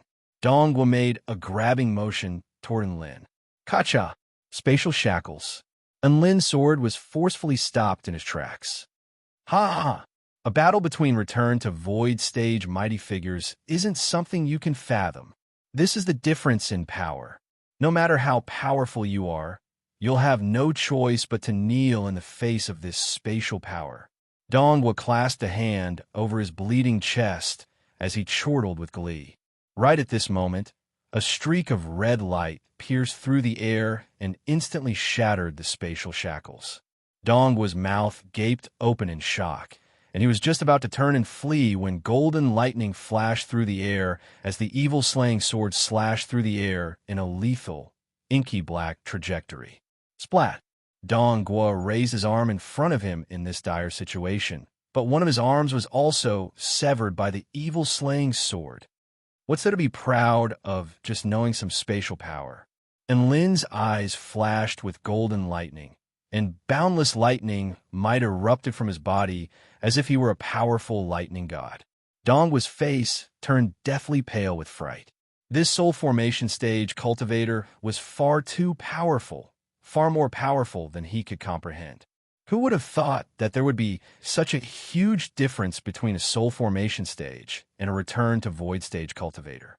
An inky black sword projection flashed through the air like lightning, and Dongguo fell to the ground again amid a splatter of blood.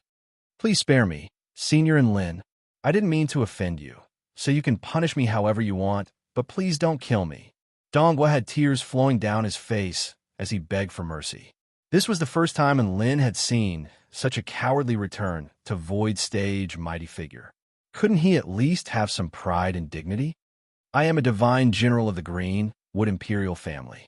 If you kill me, your relationship with the Green Wood Imperial family will definitely be strained, and your marriage with Princess Yun Lu will be severely hindered. As long as you spare my life, I promise I will do everything in my power to help you, and you'll definitely be able to marry Princess Yun Lu. Dongguo continued, and Lin, for some reason, Lin wanted to kill him even more. This man really had no bottom line.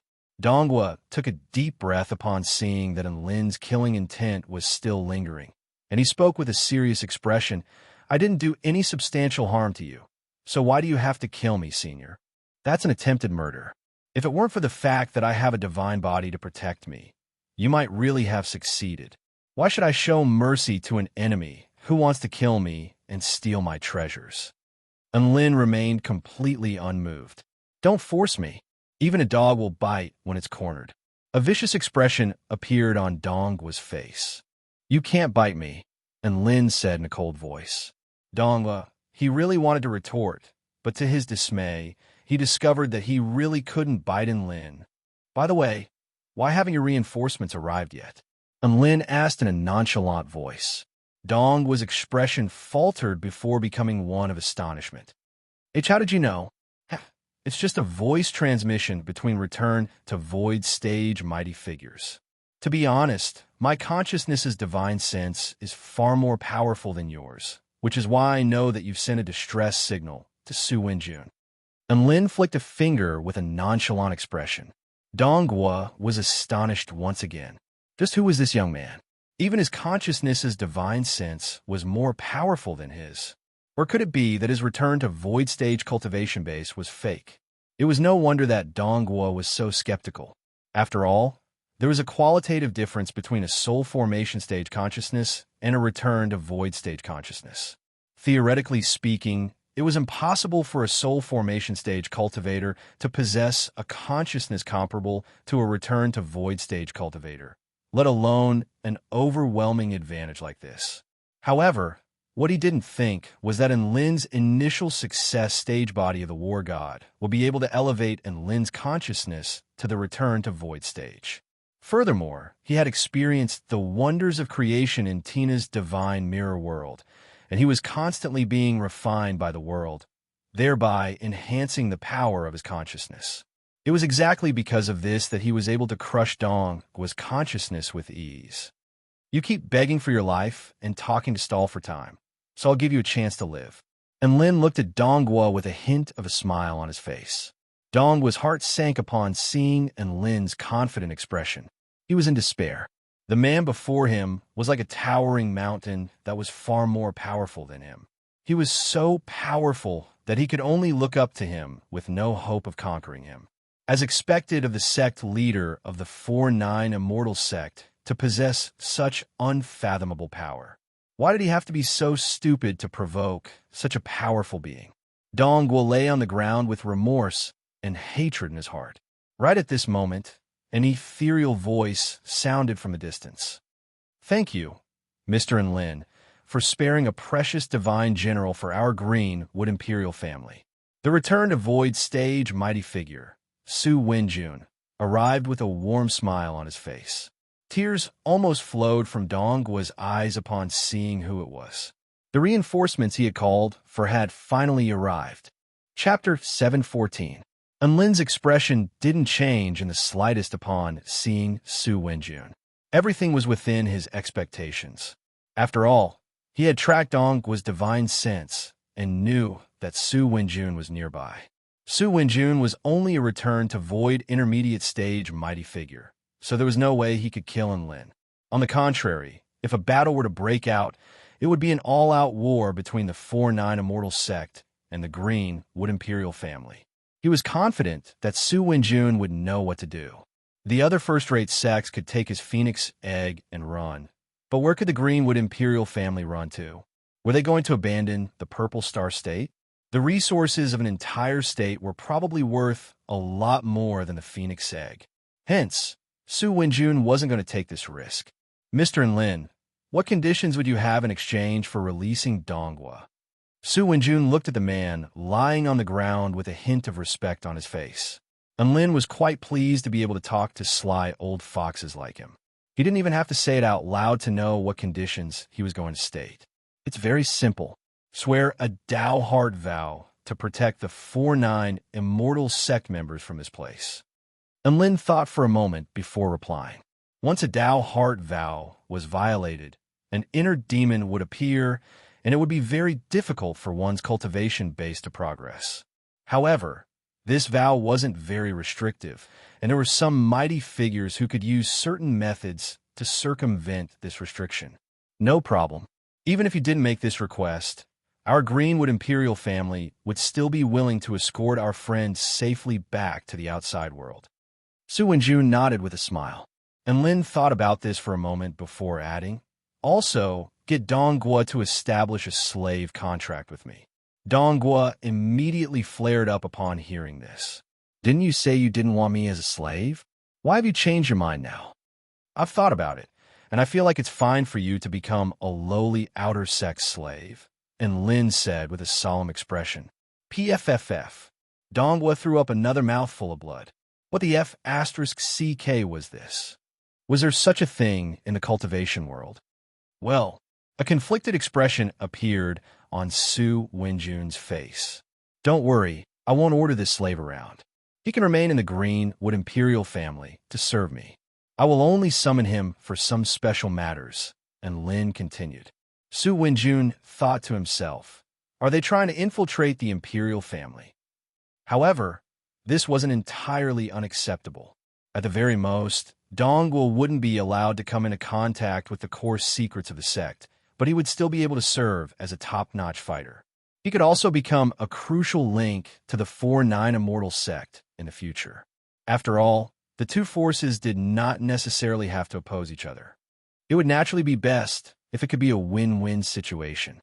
If Princess Yunlu and Lin were to become one, then perhaps the two of them would become an inseparable force. Countless thoughts flashed through Su Wenjun's mind. You have to realize that Dongguo was a man who deserved to die anyway. He tried to kill me, so I naturally had to take some measures to protect myself. And Lin looked down at Dongguo with a faint smile on his face. Dongguo was given quite a fright by Lin's sinister smile. Su Wenjun sighed and nodded. All right, I'm fine with it. He turned his gaze toward Dongguo. Divine General Dongguo, do you have any thoughts on this? Dongguo was extremely depressed. Su Wenjun had already agreed, so what else could he have? He would be screwed if he didn't establish a slave contract. Survival was the most important thing right now. Thus, everything was settled, and Su Wenjun swore a Dao Heart vow. Dongguo didn't need to swear a vow as Lin tossed a drop of blood toward him. Becoming a slave was more useful than any vow as it was the most powerful restriction. If a slave dared to do anything detrimental to their master, their Dao foundation would crumble, and they would suffer all sorts of terrifying backlash. Thus, Lin accepted a trash return to Void Stage slave. Dabai finally flew over from afar upon seeing this before slowly landing beside Lin. Big brother, is this going to be slave number 6 from now on? No, he's too weak, so he doesn't have a number, and Lin replied in an indifferent voice. Dongguo crawled to his feet with difficulty. Su Wenjun, by the way, Senior Su Wenjun, I'll have to trouble you to find and protect the members of my 4-9 immortal sect. We'll meet on this mountain. And Lin said, no problem, I'll do my best. Su Wenjun was going to find Su Xian and Su Qinyan anyway, so this was a very convenient task for him. Donghua couldn't help but ask, why didn't you ask me to go? I can do it as well. And Lin shot a glance at Donghua. You, Su Qinyun, and Lu Qianhuan can also handle enemies that you can't handle. If Su Qinyun and Lu Qianhuan can't handle enemies that you can't handle, then what's the point of having you go? PFFF. Donghua felt as if a sword had been stabbed into his heart again, and he threw up another mouthful of blood. Su Wenjun clasped his hands over his face. To think that a Greenwood Imperial family divine general would be reduced to such a pitiful state. And Lin was telling the truth.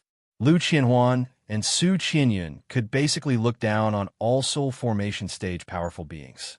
As for Xiao Zhe and Tina, they could kill Donghua with a single hand. Was Donghua going to protect them, or were they going to protect Donghua? Su Wenjun and Lin bade farewell before flying to other parts of this mystic realm. Donghua swallowed a spirit pill before meditating on the spot to recover from his injuries. And Lin thought about it for a moment before deciding to lend the Blood Soul Jade coffin to Donghua in order to speed up his recovery. After all, Donghua was wasting time, which meant that he was wasting Lin's time as well. Donghua was extremely envious at the sight of Lin casually tossing out an immortal tool, but he didn't say anything as he obediently laid down on the coffin to recover from his injuries.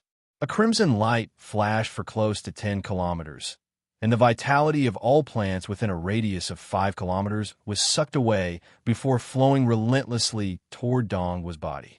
Oh, I have to say, this is much more impressive than when you were recovering from your injuries, Dabai.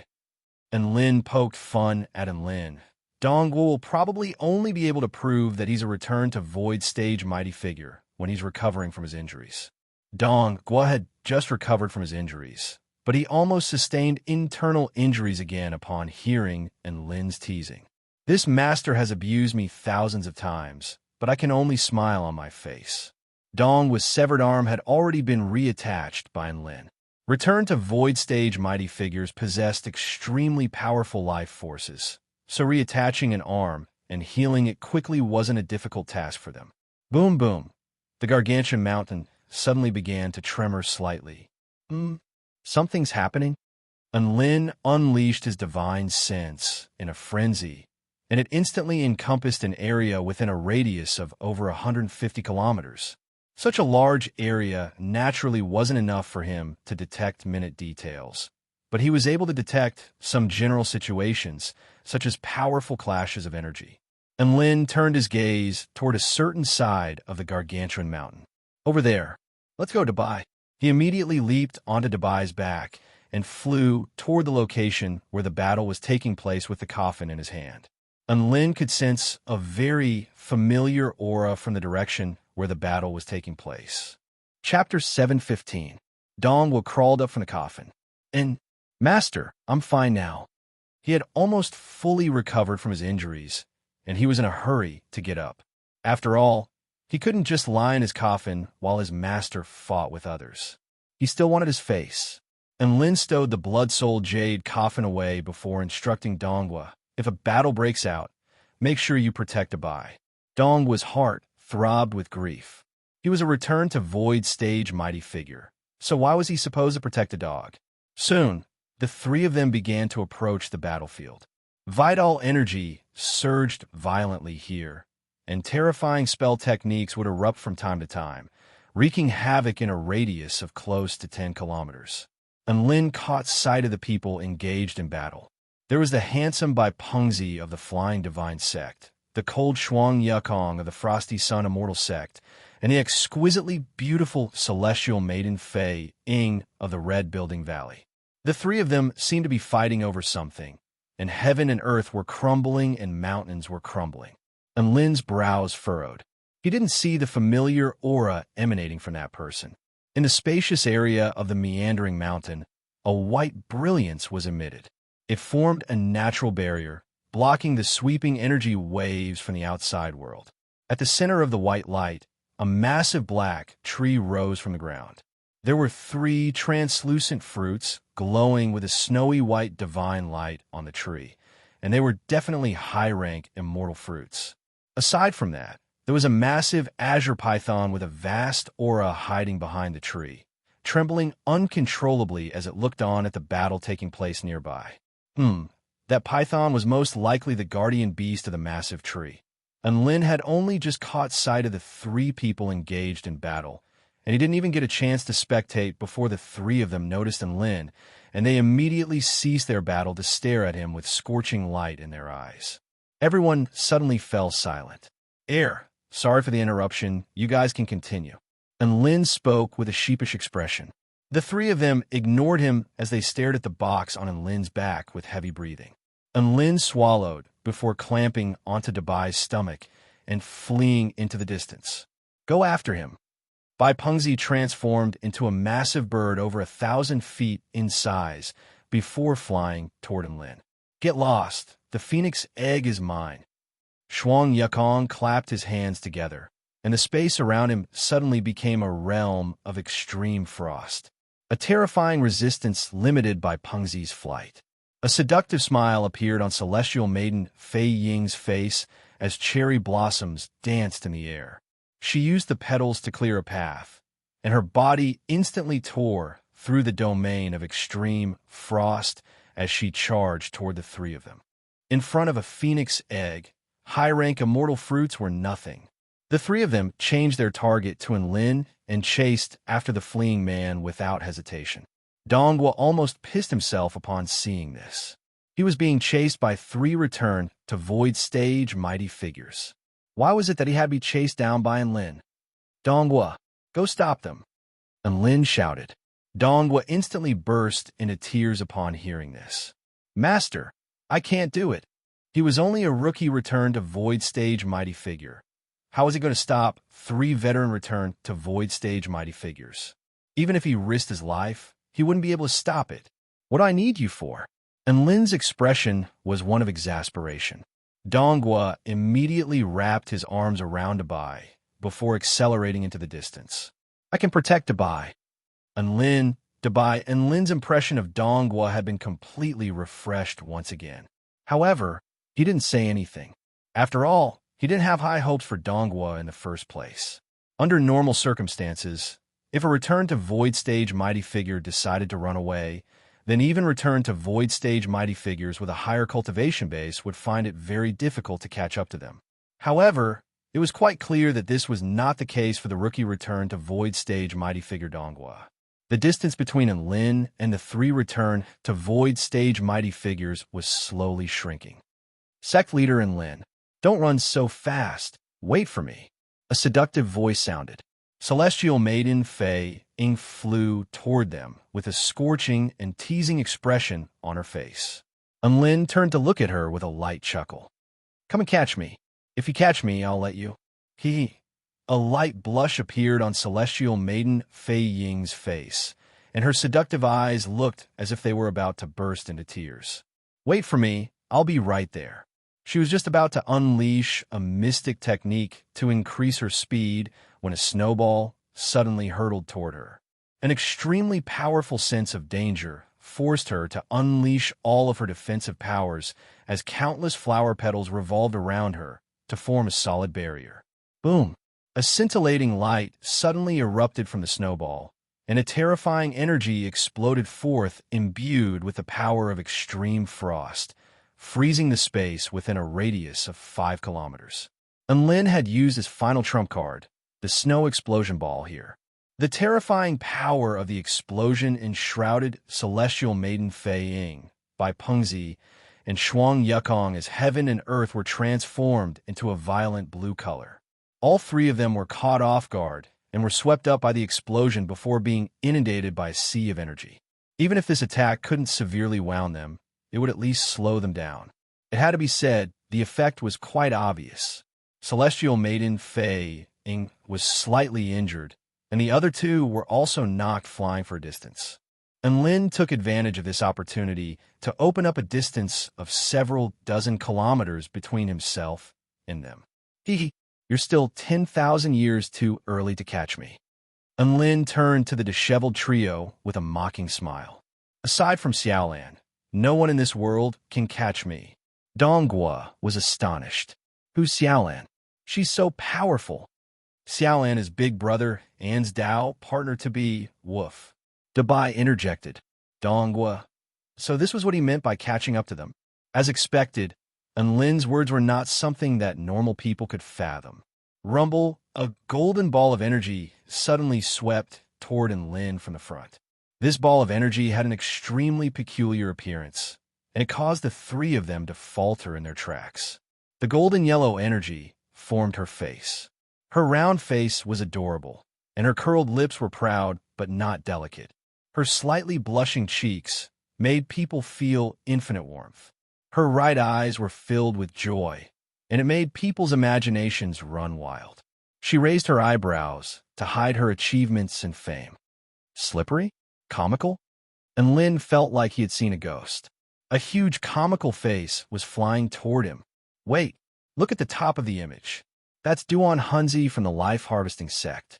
Dongwu yelled, and Lin focused his gaze to find Duan Hunzi standing on top of the comical face.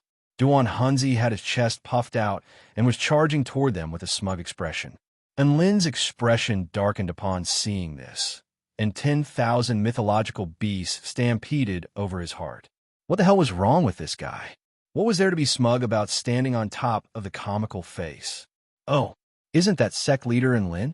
Ha. As expected, my luck has improved after I put on the smile of the death god. This phoenix egg is mine. Duan Hunzi's voice was as loud as a bell as he charged toward Lin atop the comical face. And Lin's chest constricted upon hearing the smile of the death god. Did this guy have some kind of misunderstanding about comical faces? He didn't even have time to sigh with emotion as he immediately fled in another direction. Cold sweat was already pouring down Lin's forehead. Aside from Duan Hunzi, the other three auras were also closing in on him. At this moment, he was being pursued by 4 return to void stage mighty figures. If he couldn't find any allies, he would be screwed. Chapter 716. Master, what do we do now? Donghua looked behind him with an anxious expression to find that Dabai had already transformed into his miniature form and was lying on his head. Aren't you a return to void stage mighty figure? You're asking a soul formation stage cultivator like me what to do. And Lin snapped. Donghua and Lin heaved a forlorn sigh. All we can do now is find the 4-9 immortal sect in green Wood Imperial family before they catch up to us. Otherwise, we're all screwed. Kacha! Another spatial rift appeared in front of him, and Lin and Donghua immediately fled in another direction.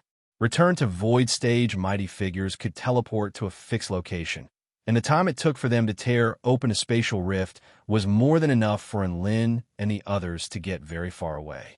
As such, it was better to just fly. When Shuang Yakong stepped out of the spatial rift, and Lin and the others had already become a black dot in the distance. Shuang Yakong harumphed coldly before transforming into a frosty aura and giving chase again. And Lin and the others changed their escape routes from time to time, playing a game of cat and mouse with the 4 mighty figures. However, no matter how much they struggled, they were unable to widen the gap between them. Instead, they were drawing closer and closer. We can't do this, Master. We won't be able to get away if things continue like this. Donghua was getting more and more anxious. It was as if they were counting down to their deaths. And Lin didn't say anything. He didn't continue his exploration. Instead, he flew toward the other side of the mountain. Within the mountain, and Lin sensed that familiar burst of energy again, but it was only for a fleeting moment, so he couldn't sense it very clearly. Right now, he could only give it a try. He couldn't care so much anymore. If it was her, perhaps she could help him. Oh, he's flying toward this gargantuan mountain? Isn't he just committing suicide? Duan Hunzi chortled as he flew toward Lin atop his comical face. The other 3 mighty figures were also ecstatic upon seeing this, and they all locked onto Lin before unleashing their own techniques in pursuit. Master, why are you still flying toward the mountain? There's a boundless mountain in our way, and it's not going to be easy to dodge. Dongwa spoke with an urgent expression. Cut the crap, just follow me. And Lin said impatiently. So.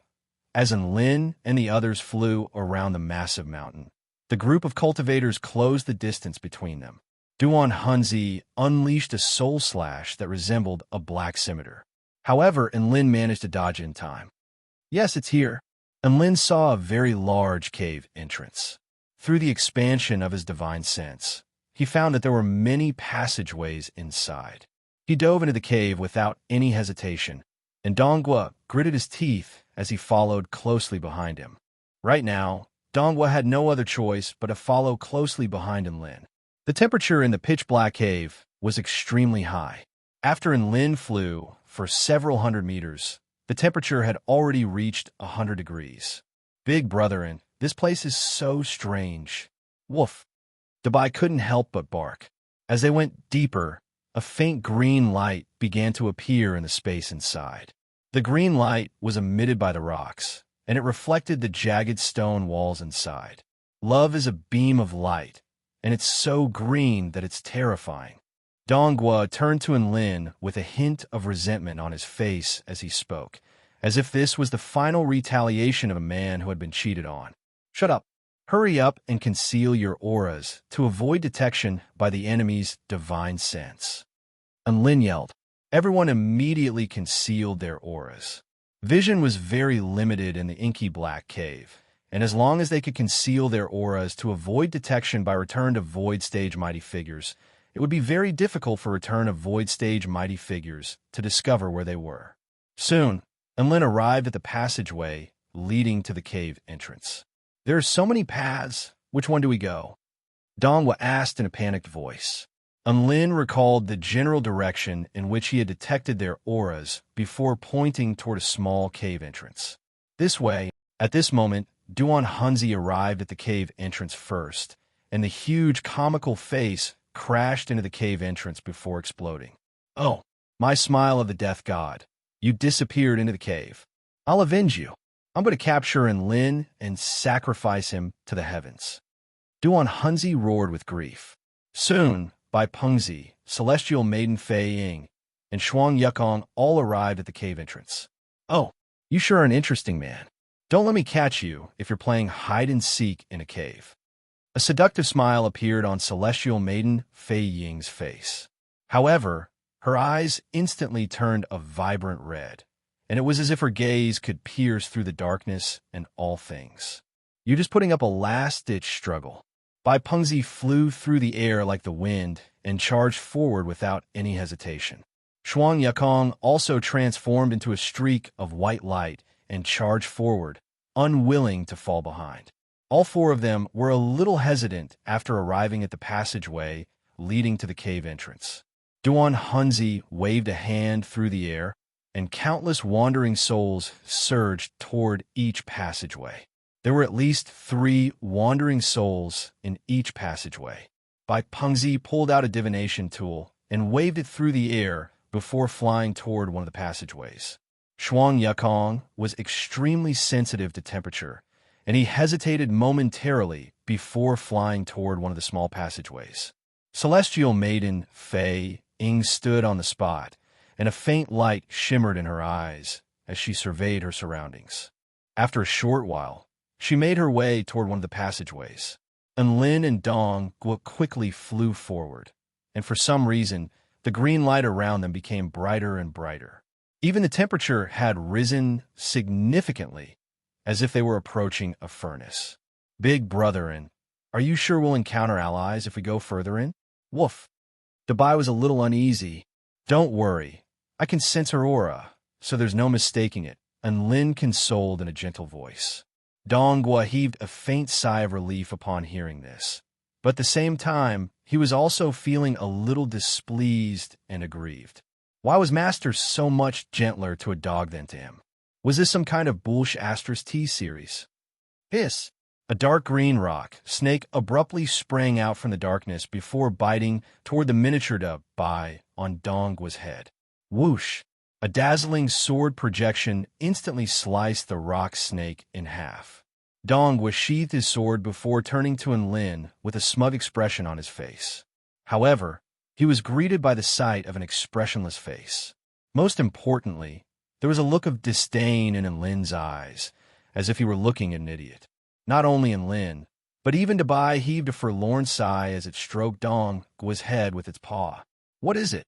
Dongwa was a little confused. If you attack without any scruples like this, there will be a lot of energy fluctuations. What will you do if the pursuing enemy detects it? Woof. Dabai replied. Dongwa, why didn't he think of this? Even a dog is more thoughtful than you. Sigh, you're hopeless. And Lin sighed with a disappointed expression. Dongwa's body swayed slightly, and he felt extremely uncomfortable.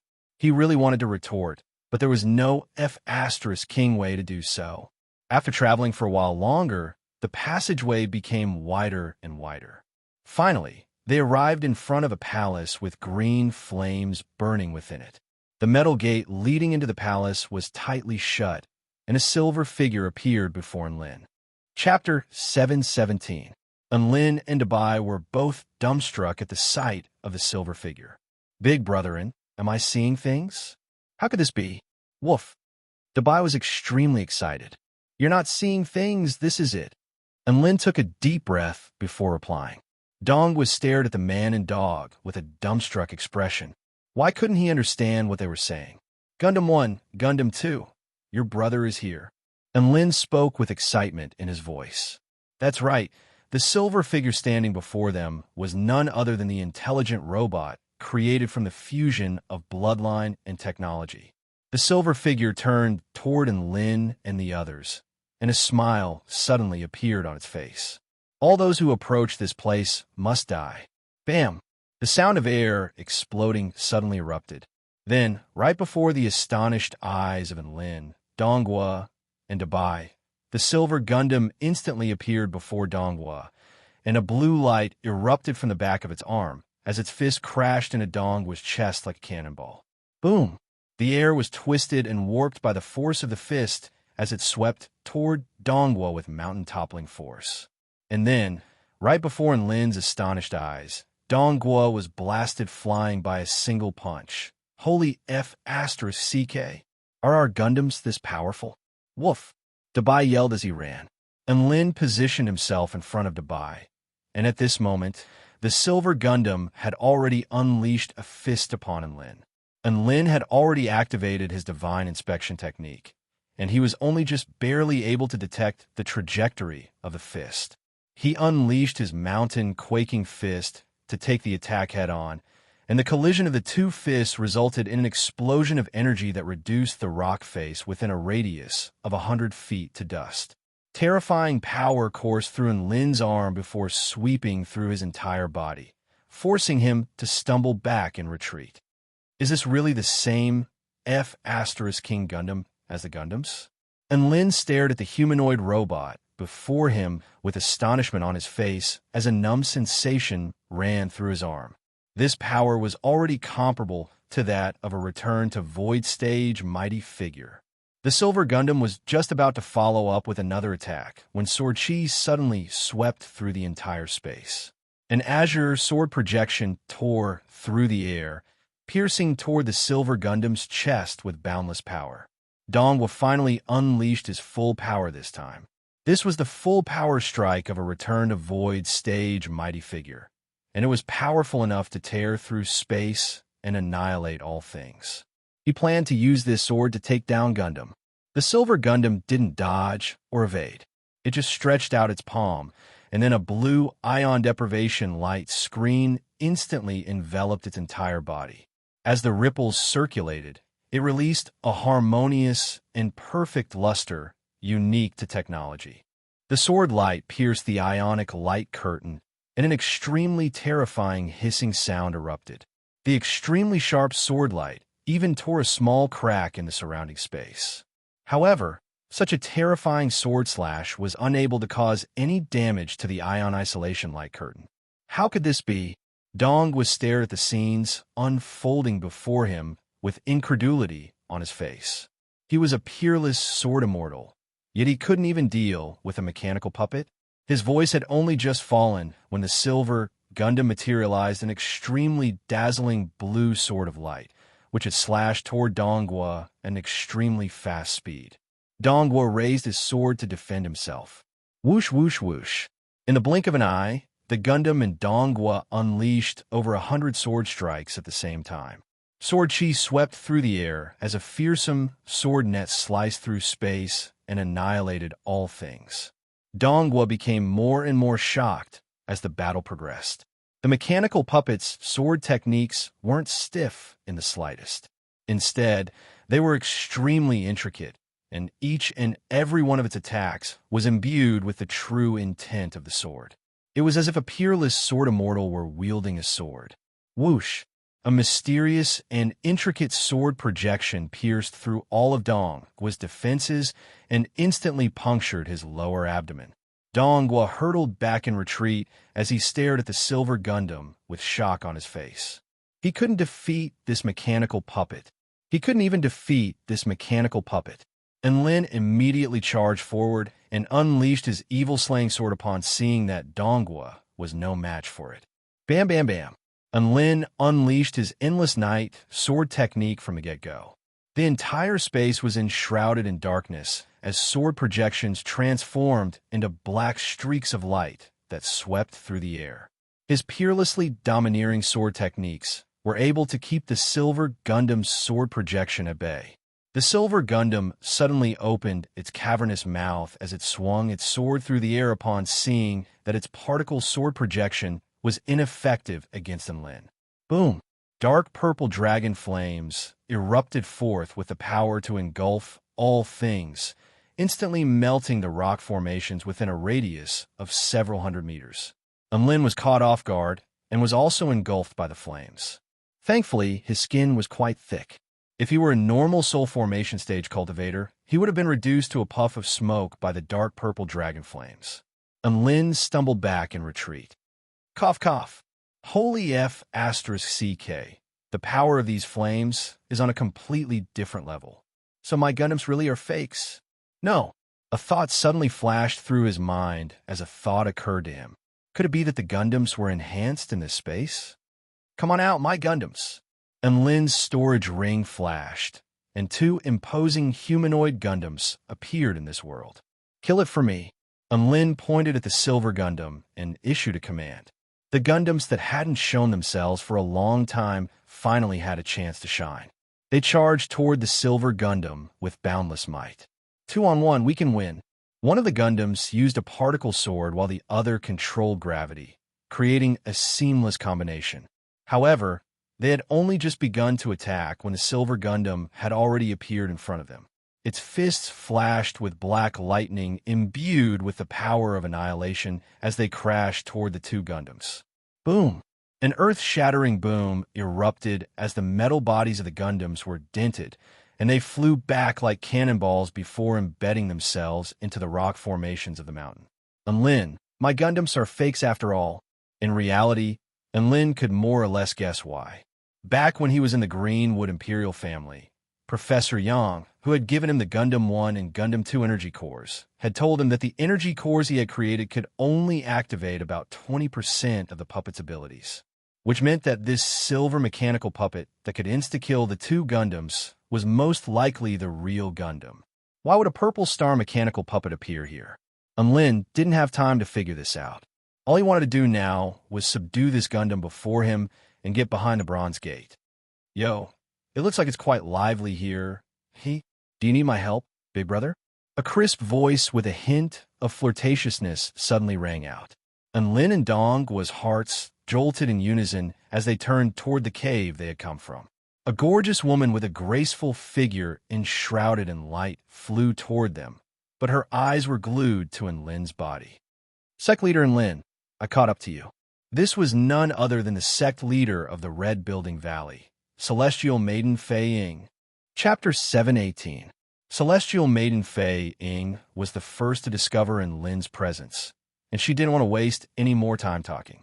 The battle here had most likely already attracted the attention of other mighty figures. Big brother, I've already won your heart. Can you give me a small reward? Celestial Maiden Fei Ying turned to Lin as she spoke. "It's over, Master. We've been surrounded," Dongwa exclaimed in shock. "Shut up and focus on the enemy." And Lin snapped. Celestial Maiden Fei Ying turned to Dongwa with a surprised expression. "The mighty divine general of the Green Wood Imperial family has become An Lin's slave? That's interesting." Dongwa pursed his lips as he grumbled in his heart. "If you knew that An Lin still despised a slave like me, you'd probably find it even more interesting." Celestial Maiden Fei Ying strode toward An Lin with red tassels dancing around her body, leaving a series of sharp trajectories in the air. Her beauty was imbued with killing intent. The silver Gundam also drew closer and closer, and a dazzling light erupted from its particle sword. "Enemy, target changed. Charge!" The Gundam's slightly mechanical voice rang out, without the slightest hint of emotion. Then, right before Lin and Dong was astonished eyes, the Gundam flew towards Celestial Maiden Fei Ying as a blue particle sword projection extended for over 1,000 feet. Fei Ying's expression shifted as she positioned her hands in front of her to protect herself. Boom! The sword projection clashed with the cherry blossoms, and countless cherry blossoms were reduced to dust by the particle sword projection. However, the cherry blossoms continued to pour in, and they managed to keep the attack at bay. This sudden turn of events had both Lin and Dongwa astonished. "My God, why is the mechanical puppet attacking her?" Dongwa was perplexed. Lin rolled his eyes. "Do you know why the mechanical puppet is attacking us?" Dongwa was rendered speechless again. "Let's get out of here. There's no point in asking these questions. Let's take advantage of the chaos to get out of here," Lin urged. Lin stowed away the two Gundams and rushed toward the bronze gate with Dabai in tow. There were many stone tablets engraved with strange characters around the hall, and there were many green chains on the top of the walls. Those chains seemed to be made of some special metal, and they had an extremely strong fastening effect. It was also thanks to those chains that this place didn't collapse even after such a fierce battle. Dongwa rushed over to push the door open with all his might, only to find that the door seemed to have been sealed shut by some kind of terrifying power. He began to tear open space and tried to use spatial leap to enter the interior, only to find that the interior was isolated from the outside world. Hua. Dongwa slashed out a sword projection that was powerful enough to tear through space. The sword light landed on the bronze door, and a terrifying explosion sounded out. The bronze door trembled, but it still did not break. "What the hell is this bronze door? This is definitely not a bronze door." Lin was shocked. This gate seems to have been imbued with some kind of power of laws.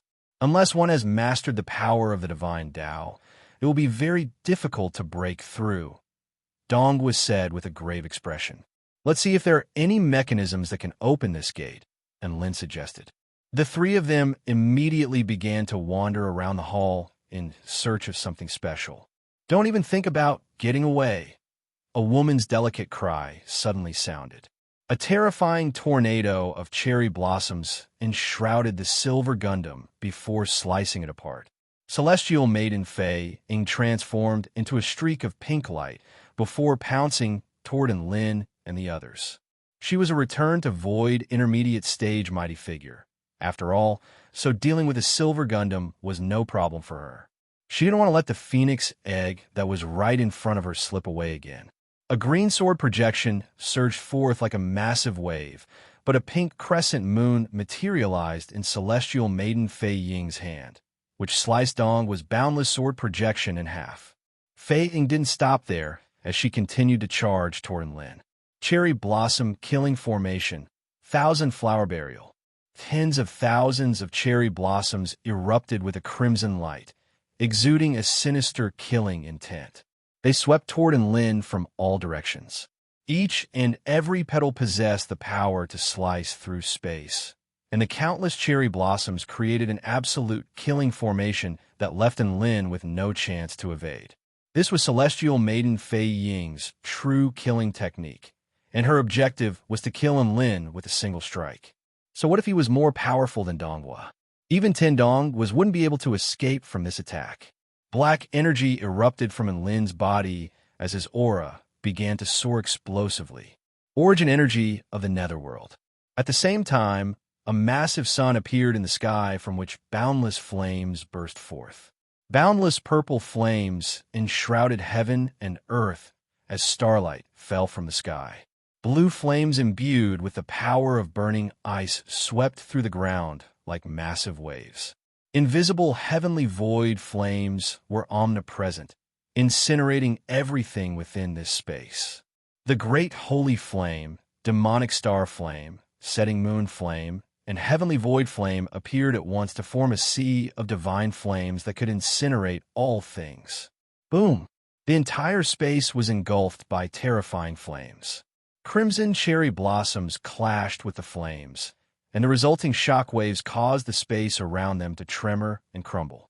Fei Ying was also forced back a few steps by the terrifying flames, and her expression shifted drastically as she immediately unleashed a defensive barrier around herself.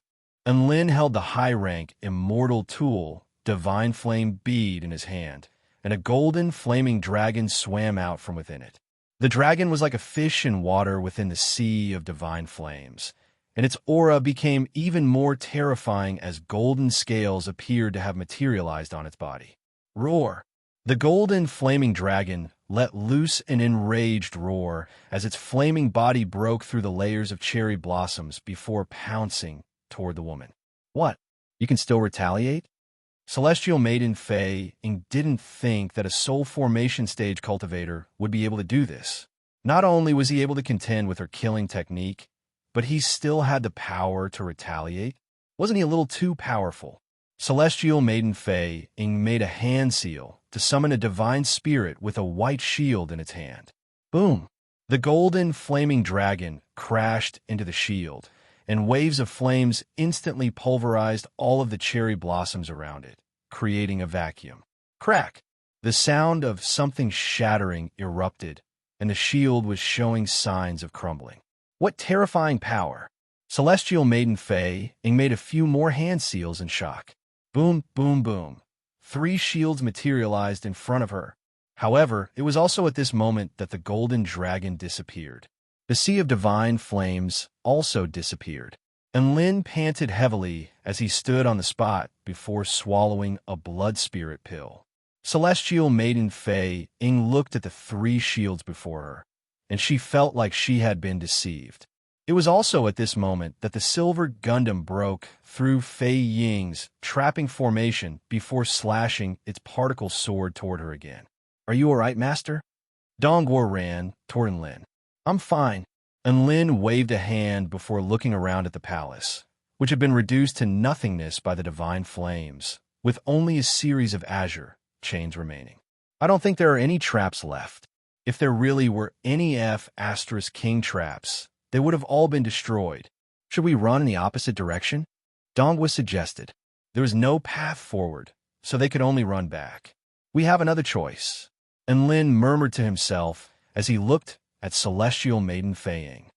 Kill her while she's down. Woof! Dabai yelled with excitement. Dongguo understood. 3 against 1, he... Chapter 719.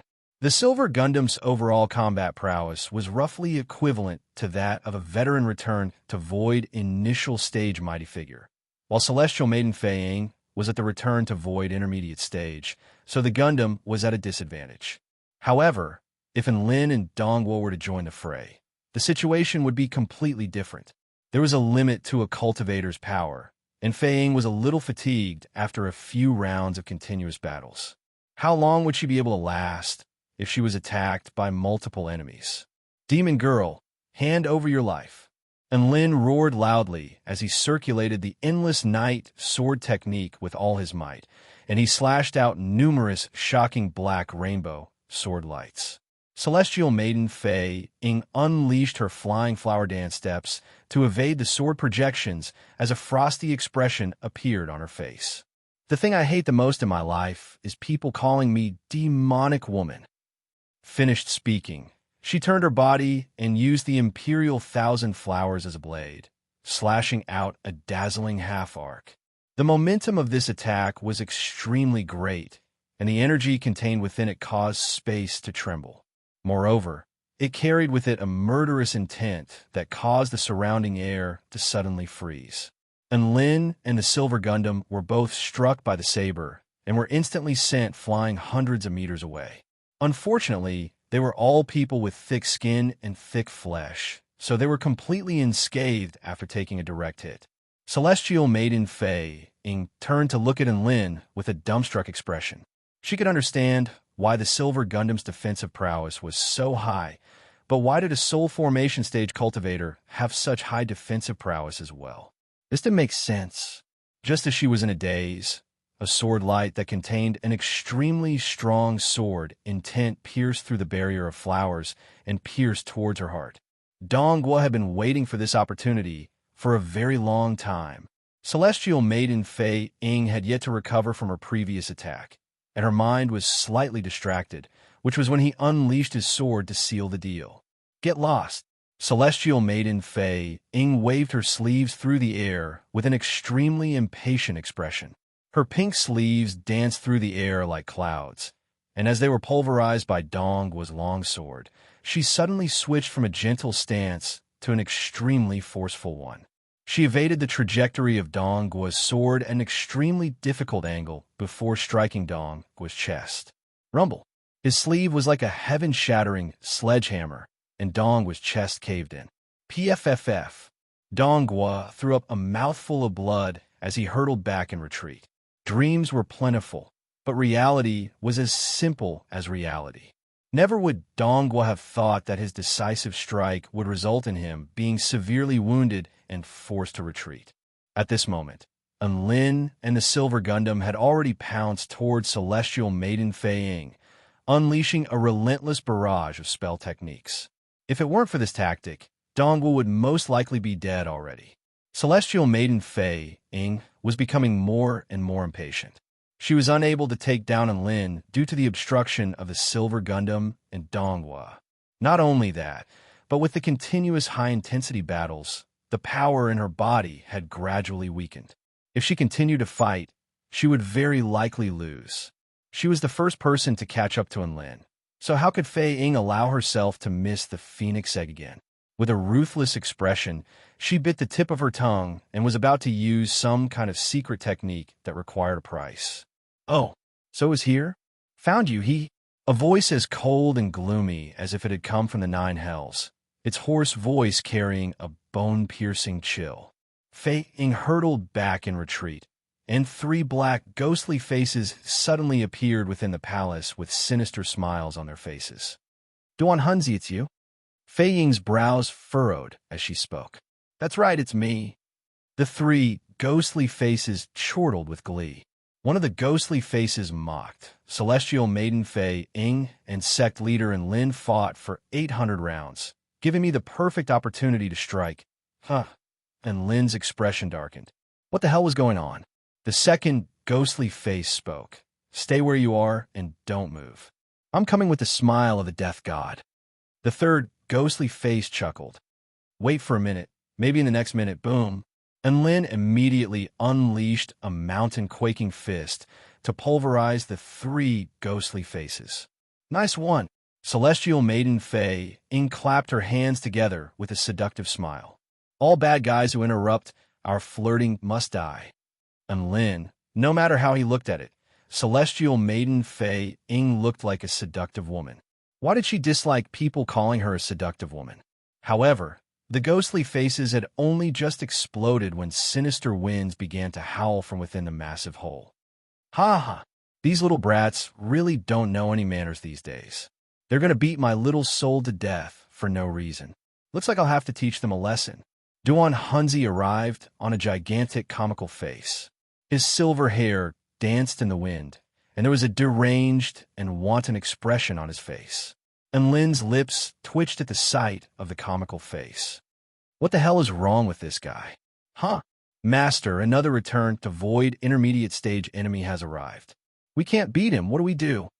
Dongguo's features paled with fear, and he was suddenly struck by the urge to retreat as he looked at the approaching Duan Hunzi. We do have to find a way to escape. And Lin nodded. Dongguo felt a little more confident upon seeing Lin's calm expression. And Lin turned to him and asked, Donghua, what do you think? Donghua faltered upon hearing this. What do I think? How the F*** are we supposed to escape? Are you asking me? And Lin heaved a resigned sigh at the sight of Donghua's dumbstruck expression. For some reason, he suddenly thought of Tang Shimin. At this moment, Fei Ying and Duan Hunzi had already pounced toward Lin.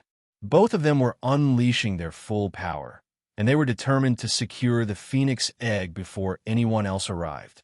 One of them swept through the air with his blood-kill cherry blossoms, while the other sliced through space with his divine sense saber. And Lin and Donghua both chose to retreat at the same time, but to their surprise, the Silver Gundam took the initiative to meet them. It spread its arms open, and a blue ionic deprivation light barrier kept the attacks of the two return to void stage mighty figures at bay. Boom, boom, boom. An extremely terrifying collision of energy caused the space within a radius of over a kilometer to tremor violently. Everything within a radius of over a kilometer was reduced to dust, and the sealed space around them was completely shattered. Lin, Dabai, and Donghua were blasted flying by the shockwave before crashing into the bronze gate. However, to everyone's surprise, the indestructible gate was smashed open by 3 people and a dog. Lin, Dabai, and Donghua were dumbstruck. They seemed to have seen the Silver Gundam turn around to look at them. The bronze gate then immediately closed again, sealing off their pursuers. Fei Ying and Duan Hunzi were also dumbstruck. Holy F***! How did the gate open? The two of them immediately unleashed all of their power to break through the Silver Gundam's defenses before transforming into streaks of powerful light that crashed toward the bronze gate. Boom! The two of them were knocked dizzy by the impact, but the gate didn't budge in the slightest. Celestial Maiden Fei Ying, Duan Hunzi. The Silver Gundam pounced toward the two of them again with its particle sword in hand, only to be slammed into the gate by the enraged duo. Hia! Duan Hunzi unleashed a dark dragon cannon blast, and the Gundam's alloy skeleton began to creak and crack. Amidst the energy explosion, a crack suddenly appeared on the door. The Gundam was blasted into the crack, and then the door quickly closed again. Everyone suddenly fell silent. Celestial Maiden Fei Ying, Duan Hunzi. Chapter 720. Tina was extremely proficient in the Tao of space, so she was the first to detect the spatial swap. Unfortunately, the spatial swap was far too powerful, and even she was unable to resist it. She was only able to utter a single word of warning before she was sucked into this mystic realm. The mystic realm was very large, and it was equivalent to a small world. The sky of this world was very orbiting, and it was filled with expressions that did not seem to understand. Tina smiled in the direction of the mysterious smile in the sky. She looked into the mirror to find that her eyes were in place, but her smile wasn't as wide. However, it was still quite fun. There was a hint of natural mockery in its cuteness, and she really liked this expression. However, Tina quickly put away her playful thoughts. She knew that there was something very important that she had to do, and that was to find Giant and Lin as soon as possible. And Lin was carrying an egg on his back, so he was definitely going to be beaten up by everyone. Tina had to go protect him. Thus, Tina spread her wings and flew into the distance. The place she appeared in was a boundless crimson land. However, the scorching temperatures didn't render this place barren. Instead, it gave birth to many fire-type creatures. There were demonic vines spewing flames, blood trees with vibrant colors, and huge beasts enshrouded in flames. The little fairy felt like her horizons had been broadened greatly. She even slew a few flaming birds and a flaming demonic dragon before stowing them away into her storage ring. These were the ingredients for the frying pan.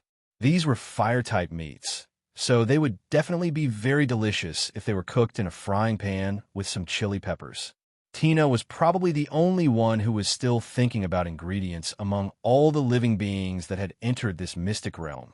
Tina wandered around aimlessly, and before she knew it, she had arrived at the center of the mystic realm. There, she saw the massive phoenix diagram that was constructed from a series of cracks in the ground. Wow, it's so majestic. It's so big. Tina exclaimed in amazement as her emerald eyes blinked. A thought suddenly occurred to her. If the phoenix egg that Giant and Lynn had snatched from her could grow to be as big as Tina's, then it would be fun. From a rough estimate, the phoenix was several dozen kilometers in length. This meant that if a phoenix of this size were to fall from the sky, it would be able to destroy a large city. Now that I think about it, it doesn't seem that fun anymore. It's cuter if it's smaller, Tina murmured as her thoughts began to drift away again. Right at this moment, Tina detected an extremely faint spatial tremor. She was extremely sensitive to space, so this anomaly did not escape her perception. Tina turned toward the gargantuan mountain in the distance. Is it over there? It must be a battle between Return to Void stage mighty figures, right?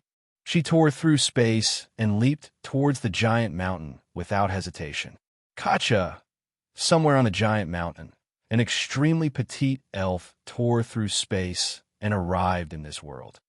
Are they going to stop fighting so soon? She looked around curiously, trying to find a trace of him. Boom, boom, boom. The sounds of battle could be heard from afar.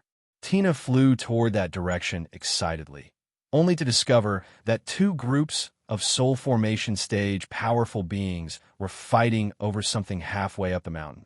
Oh, and there was also a huge azure python with a powerful aura. It was currently standing in front of a tree and had swallowed a cultivator into its stomach. What was most surprising to Tina was that there was a huge black tree behind the azure python. There were 3 translucent fruits glowing with snowy white divine light on the tree, and they were definitely high-rank immortal fruits. The Flying Divine Sect, the Frosty Sun Immortal Sect, and the Azure Python were engaged in a 3-way battle. It was quite clear that 2 of them were here to steal something, but their leader wasn't here. The Azure Python was responsible for guarding the item, and it was quite powerful at the Soul Formation Pinnacle stage. The immortal fruits were being guarded by it. Perhaps it would even have a chance to eat those cultivators. Tina's eyes immediately lit up at the sight of this treasure, perhaps because she had been within Lynn for a long time. Isn't this something that belongs to me? I'm taking it. I'm taking it all. Tina's figure abruptly flashed forward to arrive at the battlefield.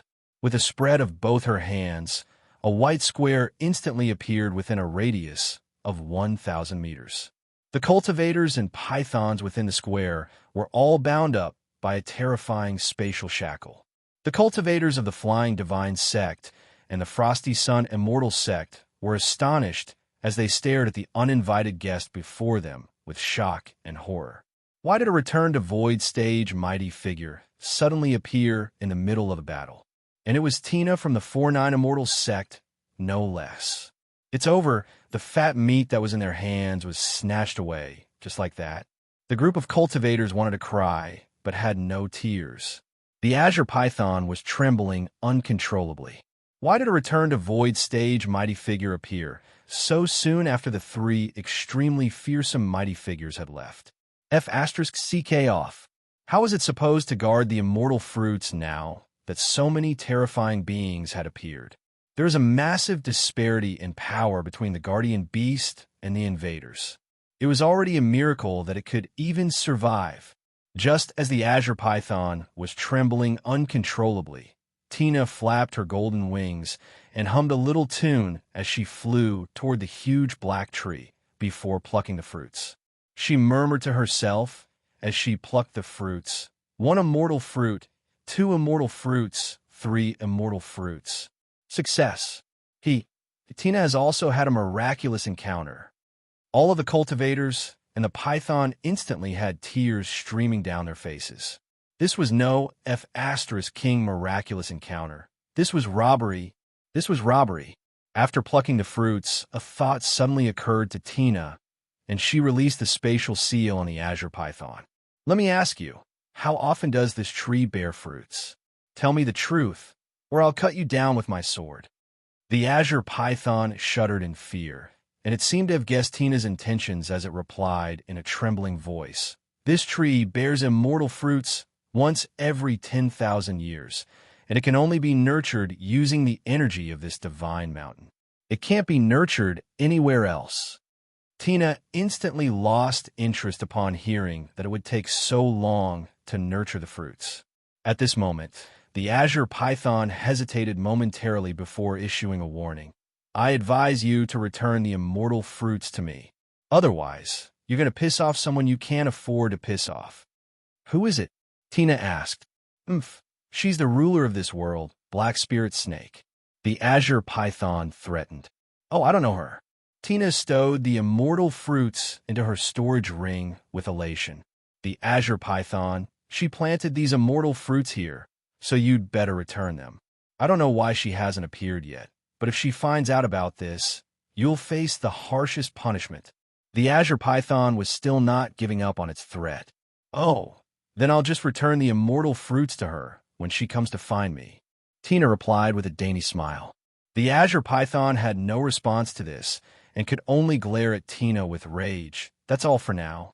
I still have to find Jine and Lynn, bye-bye. Tina left just as silently as she had arrived. She waved a sleeve and took the 3 immortal fruits with her. Chapter 721. And Lynn, Donghua, and Dabai had somehow stumbled into the interior of the bronze gate. Donghua looked around at the flat ground and walls, as well as the green flames that burned like lanterns along the way. Master, I feel like there's something fishy going on here. And Lin rolled his eyes. Do you really like to spout nonsense? He was really starting to wonder how Donghua had managed to survive for the past several thousand years. Could it be that his obsession with cultivation had damaged his brain? Of course, Donghua's combat prowess wasn't all that bad. Aside from the fact that he didn't have any negative feelings toward Lin, everything else was fine. Why did that silver Gundam try to kill us before suddenly helping us? It's most likely being controlled by someone, right? We were able to come in here because that person was controlling the Bronze Gate, right? Donghua continued. That's most likely what she did. A smile appeared on Lin's face as he nodded. As for the Silver Gundam's strange actions, it was most likely trying to play a prank on us or test our strength or something like that. Donghua, all right, that's a little far-fetched, but that's the only explanation. And Lin waved a hand before making his way forward. In any case, we made the right decision to come here. Let's go and meet our ally. Donghua trailed along beside Lin with a curious expression. Master, who is this ally you've been talking about? Is it Tina or Xiaoza? And Lin shook his head. It's neither of them. It's a woman, and she's no weaker than Xiaoza or Tina. I don't know why she suddenly erupted with such powerful energy fluctuations that allowed me to sense her aura. However, I can be sure that she's doing something big in here. So she's doing something big? That's very exciting, woof. Dabai's eyes lit up, and he looked like he was itching to join in on the fun.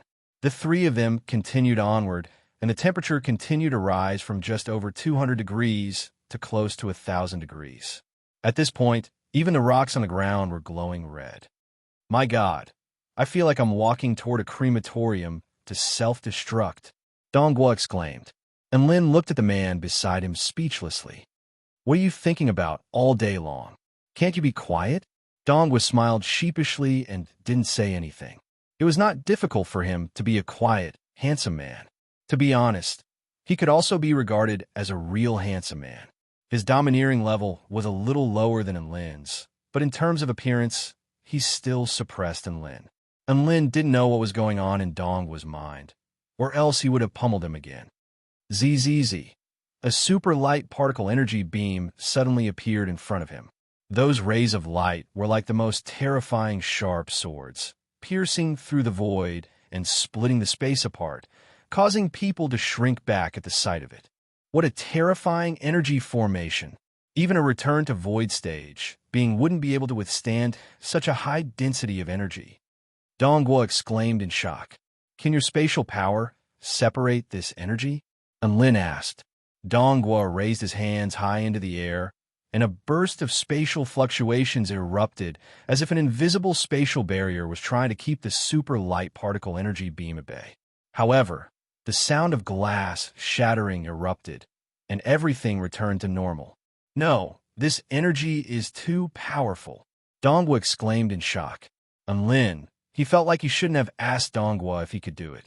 However, Just as Lin was contemplating how to pass through this energy formation, he discovered that the beams of light had disappeared of their own volition. All that was left was an empty passageway. All three of them faltered upon seeing this. What's going on? Could it be that there's no energy left? Donghua was astonished. Lin, Dabai, I think you can try walking over to see if there's really no energy left, and Lin suggested expressionlessly. No, this could be a trap. I can't do that. Donghua shook his head vigorously. I thought you didn't know. Lin rolled his eyes. Donghua's chest constricted upon hearing this. Just what did he think of him in Lin's heart? What do we do now? Woof. Dabai was getting a little nervous. The current situation was that all of a sudden, the passageway had disappeared, and it had been transformed into a bright path. This sudden 180-degree turn of events left everyone feeling a little unsure of what to do. All of them were worried that the passageway would explode and that this was a trap to lure them in. After all, this sudden turn of events was far too bizarre. It could also be that the woman I mentioned earlier is clearing this path for us, and Lin analyzed. You're right, Master. Donghua nodded in agreement. So, Donghua, don't worry, we'll be right behind you. And Lin encouraged him. Donghua really wanted to say something, but he was too scared to say it. Just because he was a slave, did he not have human rights? Just as the three of them were hesitating over what to do, a silver figure suddenly appeared in their field of vision. Big Brother Gundam is here. And Lin exclaimed with elation. Donghua carefully looked behind the silver Gundam, and he heaved a sigh of relief upon seeing that there were no pursuers. The silver Gundam turned to Lin and the others before speaking in a mechanical voice. Come with me. After saying that, it flew straight ahead. It had to be said that the Gundam gave the three of them a very strong sense of security. They looked at one another before gritting their teeth and following the Gundam. And Lin and the others continued onward as the green light became brighter and brighter.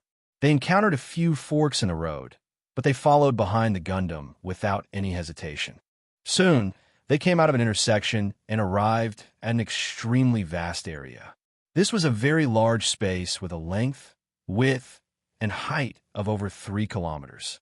However, close to 1 kilometer the ground was covered in churning green lava, from which extremely scorching temperatures were emanating. Within this spacious space, there was a floating platform directly above the center of the green lava. The platform was protected by a blue barrier. A lithe and graceful woman in a flowing white robe had her hands pressed tightly against the white ball of light. Her brows were tightly furrowed, as if she were engaged in an extremely intense battle. And Lin looked at the familiar figure with a smile. Bai Ling, it really is you. We meet again. The woman didn't turn to look at him, but a voice transmission sounded in his mind. And Lin, be careful, there's an enemy. And Lin immediately activated his divine sense to the maximum upon hearing this. It was also at this moment that a sense of impending doom enveloped his entire body, sending chills running down his spine. Due to the perception of his divine sense, his body instinctively shifted in a certain direction by a small angle. It was also at this moment that an inky black blade projection pierced through his body. The inky black blade projection pierced through his body, and crimson blood stained the black blade, giving it a sinister and bloodthirsty appearance. Chapter 722. This was the first time that Lin had experienced this excruciating pain, and it was a pain that penetrated deep into his bones. The black blade of the sword had punctured through the left side of his chest, and his almost indestructible divine body had been punctured. Thankfully, Bai Ling's warning made him turn in the nick of time. Otherwise, his heart would have been punctured instead. The enemy wasn't launching a sneak attack from behind. Instead, it was attacking from the front. Even so, Lin was still unable to keep up with its trajectory, and he was caught off guard as his body was punctured by the sword. Wow, a huge baby that was only about half the height of a grown man with deathly pale skin and a pair of inky black crimson eye sockets appeared on its body. It wore a red doo-doo, and there was a pair of fleshy wings on its back. Its smile appeared particularly eerie and sinister under the illumination of the green light around it. It was holding an inky black spear in its hand, and it was that spear that had stabbed into Lin's body. Big brother and Woof. Dabai let loose an enraged roar at the sight of Lin's injury, and its claws tore through the air before slashing a sharp blue streak toward the huge baby. Splat! The huge baby pulled out the spear, and blood splattered through the air as it dodged backward, easily evading Dabai's claws. In the next instant, Dongwa's sword flashed through the air, and a peerless sword projection shot forth like a bolt of lightning toward the huge baby's head. Not only was it imbued with monstrous power, but it was also extremely fast. The huge baby's movements were also unbelievably fast. It pressed its arm downward, and the spear left a series of black afterimages in its wake.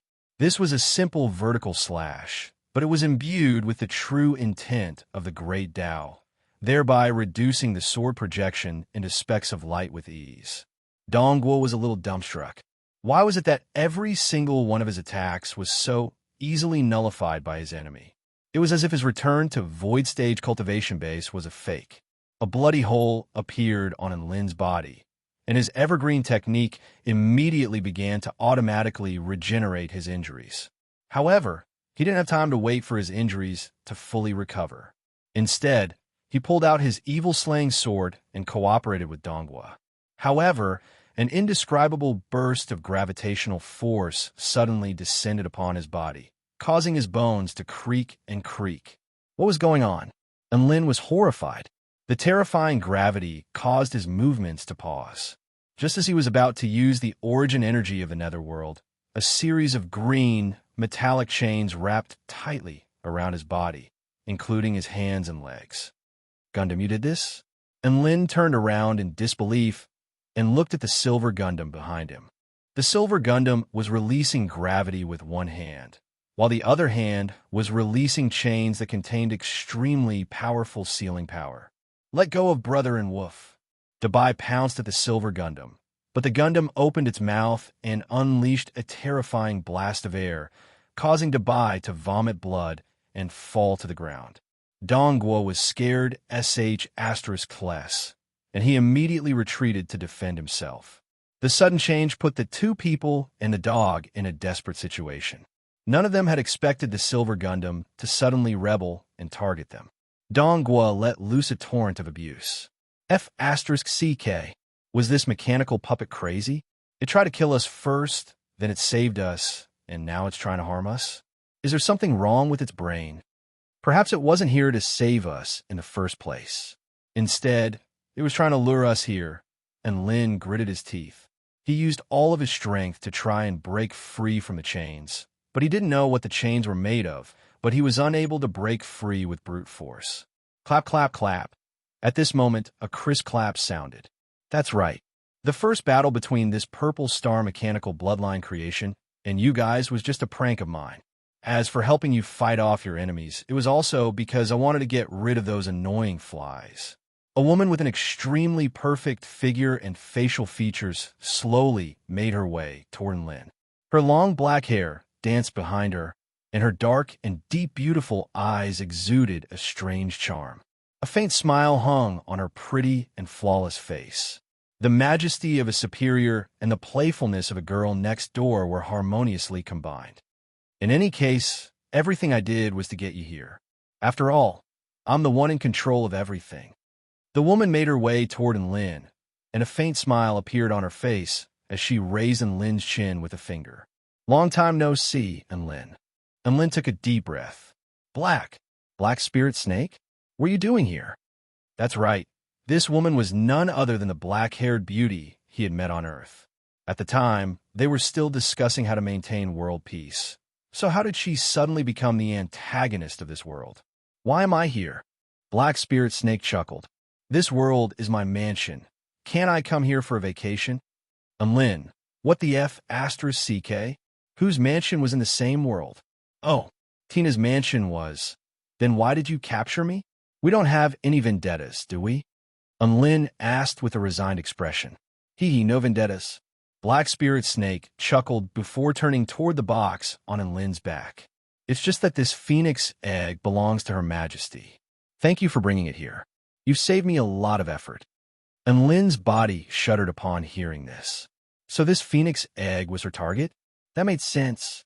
She had already told him that this was her mansion. If this world really was the land of the fallen phoenix, then how could the birth of the phoenix egg be hidden from her? It looked like this black spirit snake woman was a very bad *SS character. No wonder the Celestial Court didn't intervene even after such a massive incident. It looked like they didn't have a legitimate reason to fight for the egg, so they gave up. Then I won't hold back. I'll gladly accept the egg. As for what happens next, you're on your own now. A pure smile appeared on Black Spirit Snake's face as her hand slowly reached toward the box on Lin's back. It was over. The egg was really going to be gone. Not only that, but how was he going to defend himself against that strange child in Gundam? An expression of despair appeared on Lin's face. Donghua and Dabai were being restricted by the silver puppet and the huge baby, so they were completely unable to do anything. Boom! A bolt of white lightning pierced through the air before puncturing Black Spirit Snake's head at an extremely terrifying speed. Black Spirit Snake's eyes widened with incredulity as she turned toward Bai Ling. You're willing to give up control over your body for this man? Bai Ling harumphed lightly as her body swayed slightly, and a hint of color drained from her cold features. She paused momentarily before chuckling lightly. As long as I can stop you from doing what you want to do, I feel like it's all worth it. You're just a clone. There's no place for you to run amok.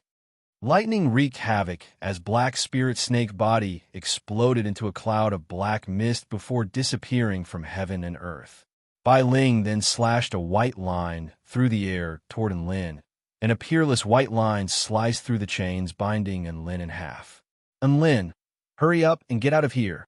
Bai Ling's cry had only just fallen when the Silver Gundam's eyes suddenly dimmed, as if it had been disrupted by some kind of electric wave. Meanwhile, the huge baby seemed to have been provoked by something, and it pounced toward Bai Ling in an enraged manner before stabbing its black spear relentlessly into the blue light barrier, causing it to tremor violently. Everything had happened far too quickly. After regaining his freedom, Lin pulled out his evil slaying sword with a determined expression. Chapter 723. There were returned to Void Stage mighty figures outside the Bronze Gate, and there were the terrifying yawning monsters and the Silver Gundam here. What to do was indeed a difficult choice. However, Bai Ling had chosen to sacrifice something in order to save him. Then there was nothing to choose from, and Lin could only choose to kill the yawning monsters and the Silver Gundam. He was a decisive person. After analyzing the situation, he immediately rushed to the front of the Silver Gundam. He had to kill it while it was down. What if he destroyed a Gundam? It wasn't through brute force. Even a return to Void Stage mighty figure wouldn't be able to damage a Gundam with its alloy body. The most convenient way was to dismantle it. Now that the Gundam was being interfered with, it was the perfect opportunity to dismantle it. Thankfully, he had received all of the mechanical engineering knowledge from the Purple Star Research Institute. Otherwise, he really wouldn't know how to dismantle the Gundam. He slashed a series of black sword projections toward the Gundam with his evil slaying sword in his right hand while carving a series of complex formations with his left hand. Amid a burst of energy explosions, the Silver Gundam's energy core was successfully extracted. Lin immediately refined it into his own item before stowing it away into his storage ring. That's right, the Gundam's energy core belonged to someone else, so it couldn't be stowed away into his storage ring. However, it had been refined into his own now, so stowing it into his storage ring was a very simple task. He then stowed the Silver Gundam's body into his storage ring as well. The Silver Gundam was dead. Master, what are you doing? Let's get out of here. Donghua came to his senses before running toward Lin. Run my A*S. Come and save the damsel in distress. Serves you right for being single for thousands of years. Lin flared up with rage. Donghua immediately came to a realization upon hearing this. Master, you're right. I won't back down anymore. Dabai clasped his face in his hands. Lin was going to save his concubine. So what did that have to do with Donghua? And he was still so excited. Serves him right for being single for thousands of years. At this moment, the giant baby's expression suddenly calmed down a little. It gradually came to its senses and it turned toward Lin and the others as a sinister smile appeared on its face. Bai Ling's features were deathly pale, and a trickle of blood trickled down the corner of her lips. She turned to look at Lin and the others, her clear eyes filled with doubt as she asked, "Why didn't you escape? I can kill one-eating monster with one punch. Why should I run?" And Lin twisted his neck. His aura skyrocketed, and he was full of fighting spirit.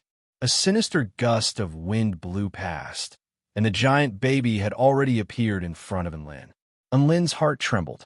No wonder he was ambushed before. This giant baby's spatial skipping ability was already as powerful as Tina's. Spatial skipping was different from spatial travel. Spatial travel was an ability that all Return to Void stage mighty figures could master. However, spatial teleportation was something that one could only grasp after attaining an extremely deep level of attainment in the Tao of space. It was a godly skill that allowed one to leap forward and dodge quickly.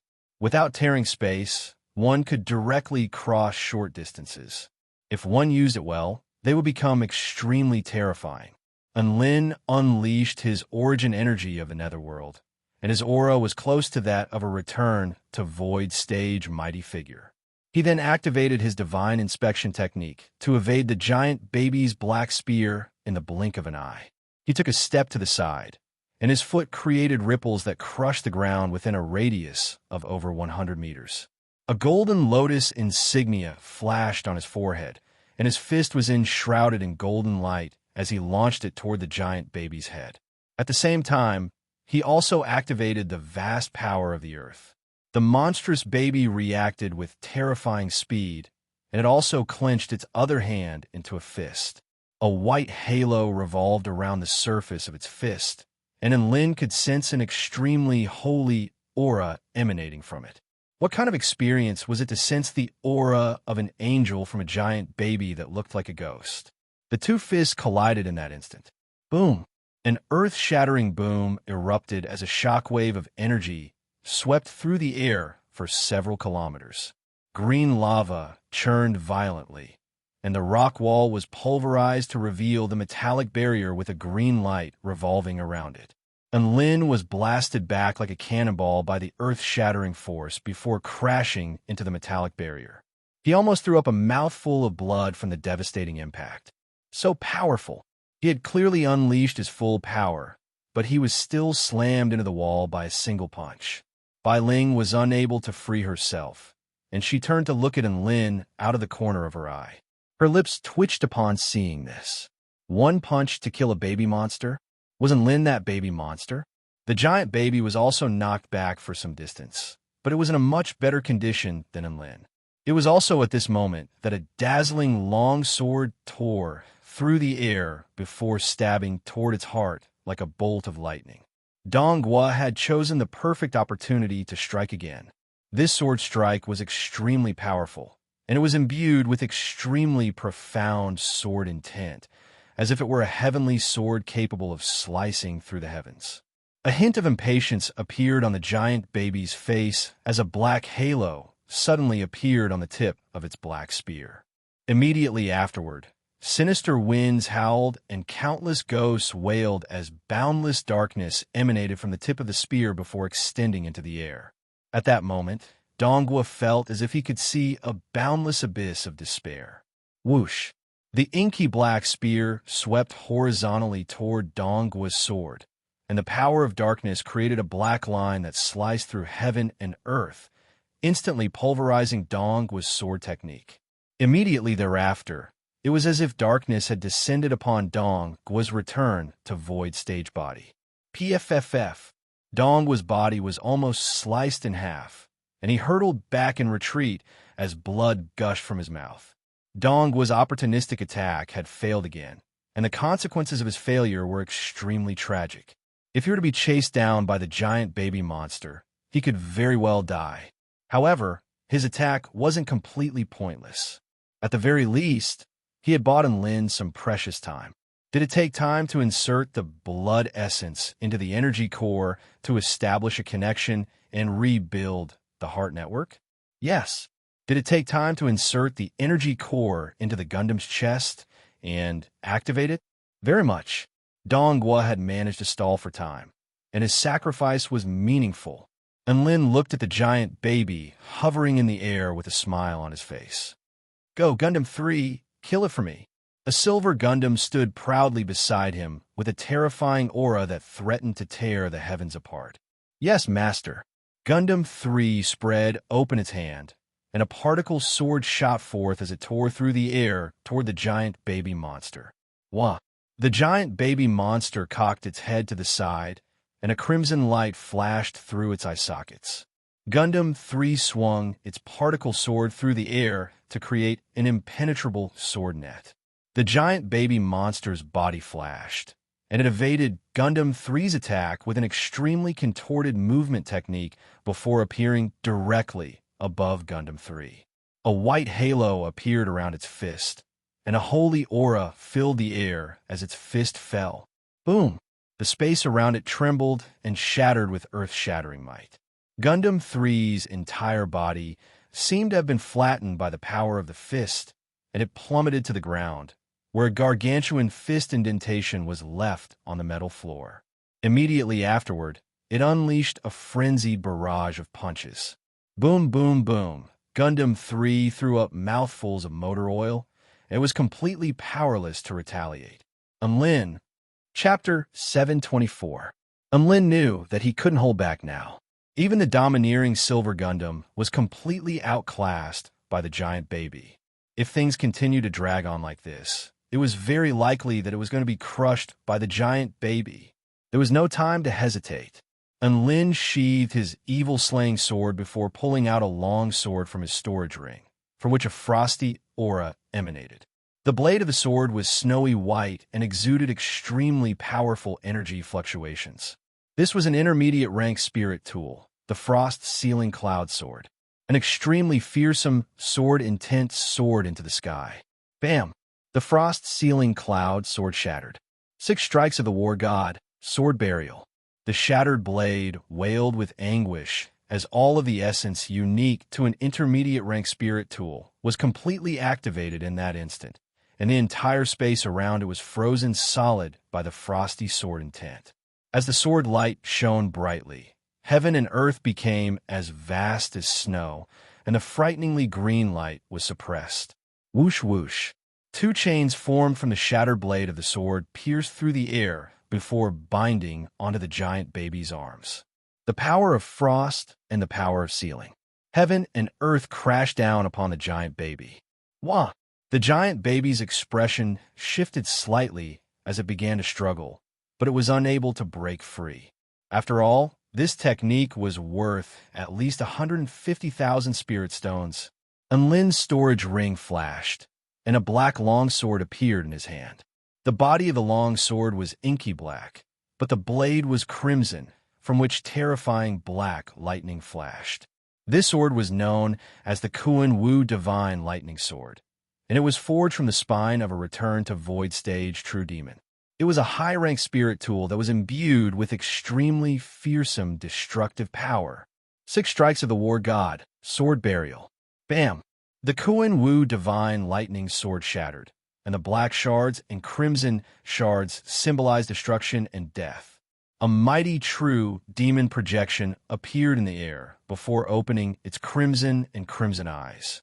It gripped the air, and a celestial sword imbued with black lightning materialized in its hand.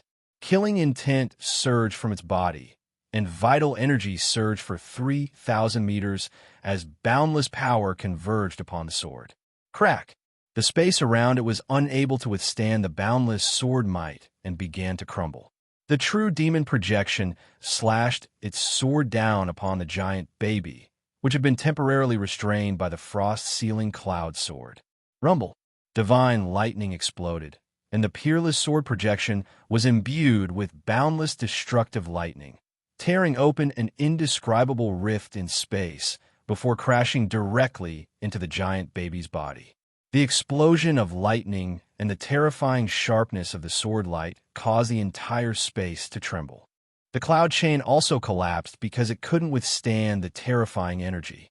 Weep, weep, weep. The giant baby's body was sliced open by the sword projection, and white blood splattered out. Its body was knocked back several hundred meters by the peerless sword projection and fell into the green lava. This move was indeed awesome. No wonder it was worth 300,000 spirit stones. And Lin withdrew his origin energy of the netherworld and half knelt on the ground as he panted heavily. He was in great pain. Every time the spirit artifact exploded, his heart felt as if it was being stabbed by a sword. The pain was so great that he found it hard to breathe. After all, hundreds of thousands of spirit stones were gone in the blink of an eye. This was a F*King pay-to-win move. It hurt so much to use it. Dongguo lay on the ground with severe injuries, and he was astonished once again at the sight of Lin's insane power. Was there really such a huge disparity between him and his master? Are you all right, big brotherin? Woof. Dabai, who had transformed into his miniature form, ran toward Lin with a concerned expression. Dong's heart sank again upon seeing this. He was the one with the most severe injuries, so why was no one showing any concern? Wait, no. It wasn't that no one was showing any concern. It was that not even a dog was showing any concern. He suddenly experienced the coldness of the world. In this world, where human emotions were cold, he couldn't feel any warmth at all. As expected of a dog, Dabai was able to conceal his aura in countless ways to make his enemies ignore his existence, which was why he was the one with the least injuries. Of course, it was also possible that his enemies didn't view him as a threat at all. I'm fine. I'm just a little exhausted. And Lin waved a hand before rising to his feet with great difficulty. Let's go and see how Dongguo is doing. He's the one who needs the most attention. Dongguo faltered slightly upon hearing this before tears welled up in his eyes, and he was almost moved to the point of shedding tears. There is always true love in this world. As expected, Lin was still looking out for him. All of his efforts in battle hadn't been in vain. He was then greeted by the sight of Lin carrying a coffin over to him. Lie down on it. Lin instructed. Dongguo. He obediently laid down on the coffin and began to circulate his energy to recover from his injuries. It was also at this moment that the surging green lava suddenly began to recede, as if it were being sucked away by something. Everyone's expression stirred upon seeing this. Lin immediately pulled out an intermediate rank spirit sword. The lava quickly receded, following which a massive, deathly pale baby appeared before Lin. Its appearance did not change much. It still looked like a strange creature, but its size had increased by several times. It was even bigger than a normal person. Aside from that, green pupils had appeared in its empty eye sockets, and there was lush green hair growing on its head, giving it a dangerous aura. At this moment, a cold and urgent voice sounded in his mind. Lin, the demonic baby, is in its most powerful state right now. So don't even think about killing it. Conserve your energy and use everything you can to preserve your life. If you have any life-saving or restrictive artifacts, use them to stall for time. Once the 3 minutes are up, the demonic baby will disappear. Bai Ling's face paled even further as she said all of this in one breath. Thank you. It's only 3 minutes. That's easy.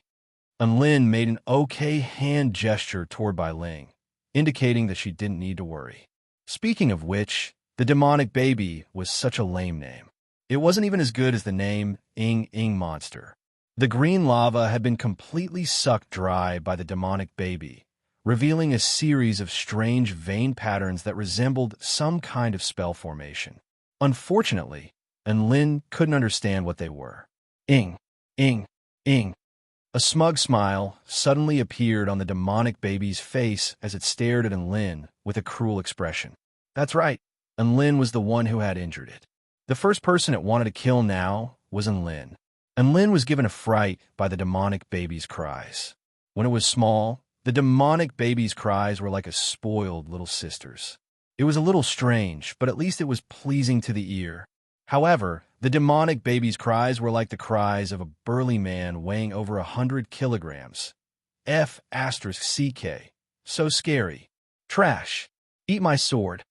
The intermediate rank spirit tool in his hand, the coiling tiger True Yang sword, shattered into countless golden shards. 6 strikes of the war god, sword burial. The only advantage of sword burial was that it could conserve energy, but it could unleash power far beyond the user's own power. And Lin was able to easily unleash attacks comparable to those of a veteran return to Void Stage mighty figure. Golden shards danced through the air. This was a technique that was valued at 200,000 spirit stones.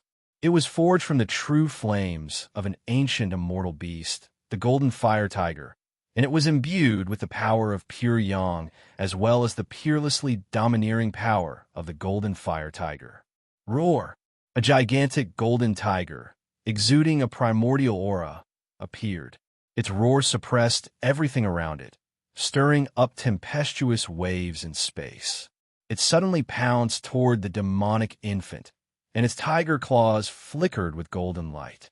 A golden cube appeared and sealed the demonic infant's space. At the same time, boundless golden sealing power descended from the heavens. Roar! The flaming barbarian golden tiger charged toward the nascent soul in an awe-inspiring manner. Its claws were enveloped in terrifying true flames, and the space around its claws warped and shattered. Ing! Ing! Ing! The demonic baby grinned.